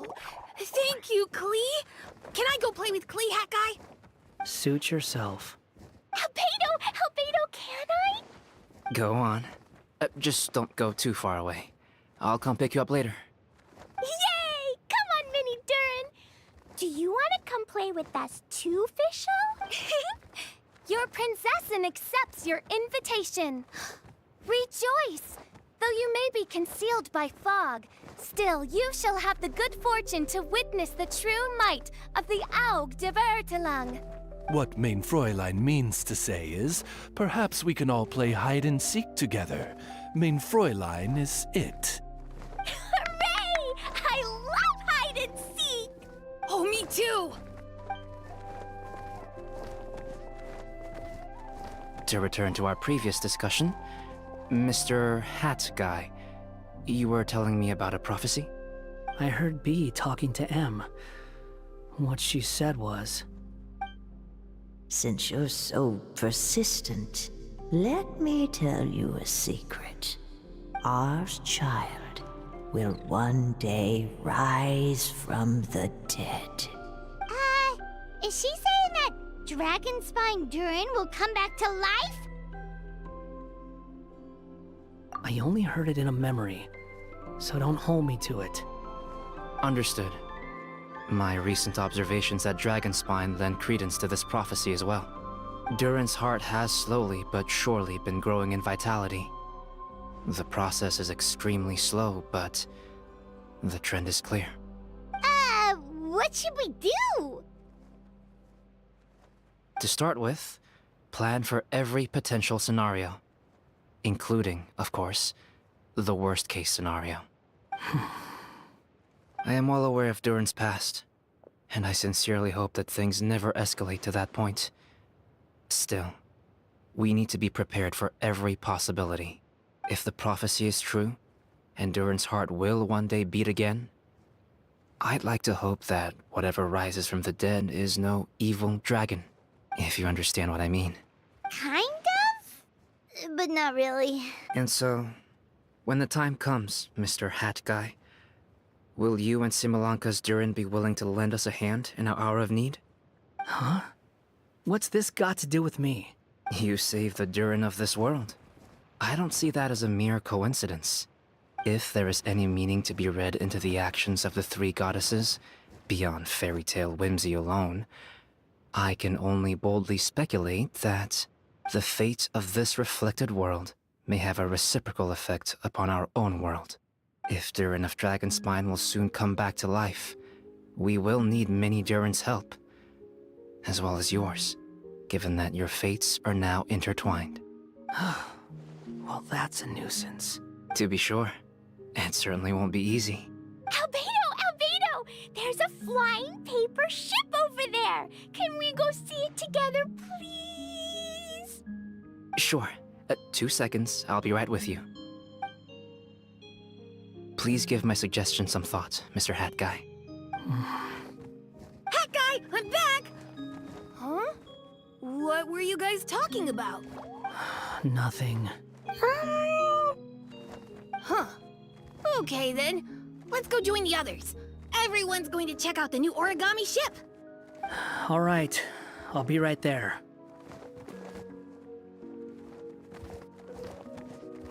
Why would I be? Do I strike you as someone who cares about other people's issues? Quit trying to guess what I'm thinking. I'm leaving.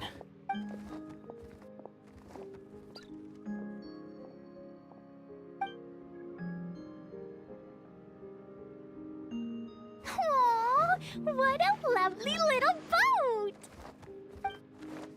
The forest fairy helped us make it. Paimon just realized there's a lot fewer people around the broken sea now. Guess most of them have made their way back to the metropole. Does this boat have a name? I can't see one anywhere. Huh? A name? Every boat has a name. At least, all the ones I've seen before. They're usually symbolic names that represent something aspirational. Let's go with the Durin. Huh? You want to name it after me? Oh, you mean to wish Mini Durin a safe voyage as he sails into a new chapter of his life beyond this world? Your princessin approves. Let this vessel bear the name of the most esteemed dragon of the night. The Durin. Let's call it that then. Thank you, Hat Guy. Also, can I ask you a favor? Go on. Remember how Mom's friend said I should be able to leave this world? Well, I want to pay a visit to your world. Just a quick trip, can we? Huh? Is that a no? Paimon thinks that's a great idea. If the people of Simulanka are allowed to go to Teyvat, then what's the problem with taking Mini Durin there for a visit? I'm assuming I'll have to be your bodyguard while we're there. I can protect myself. And I'll do what you say. I won't fly off on my own, I promise. Please, can I go? It'll be up to you to stick close. If you disappear on me, don't expect me to come looking. Got it! I'll stick close! Why don't you take the Durin? Now you've given it a name, it'll be a maiden voyage for the boat and a brand new journey for you. Are you leaving, Mini Durin? Okay. Well, make sure you come visit me in Mondstadt so we can play together again. Klee will draw you a map to show you the way. Though our time together has been as fleeting as a ray of light in the depths of the long night, the Imanakreich will welcome you with the grandest of music ceremonies on the occasion of our next reunion. As surely as the stars in the sky watch over us, we shall meet again. What Mein Fräulein means is that you're always welcome to visit her at home as well. Cool! Ah, I have so many new friends now! I'm so happy! Are you done yet? If you want to leave, then get over here. Thank you, everyone! Thank you so much! The blessings you gave me are more precious than any treasure, and more beautiful than any fairy tale! Next time, it will be my turn to make your wishes come true!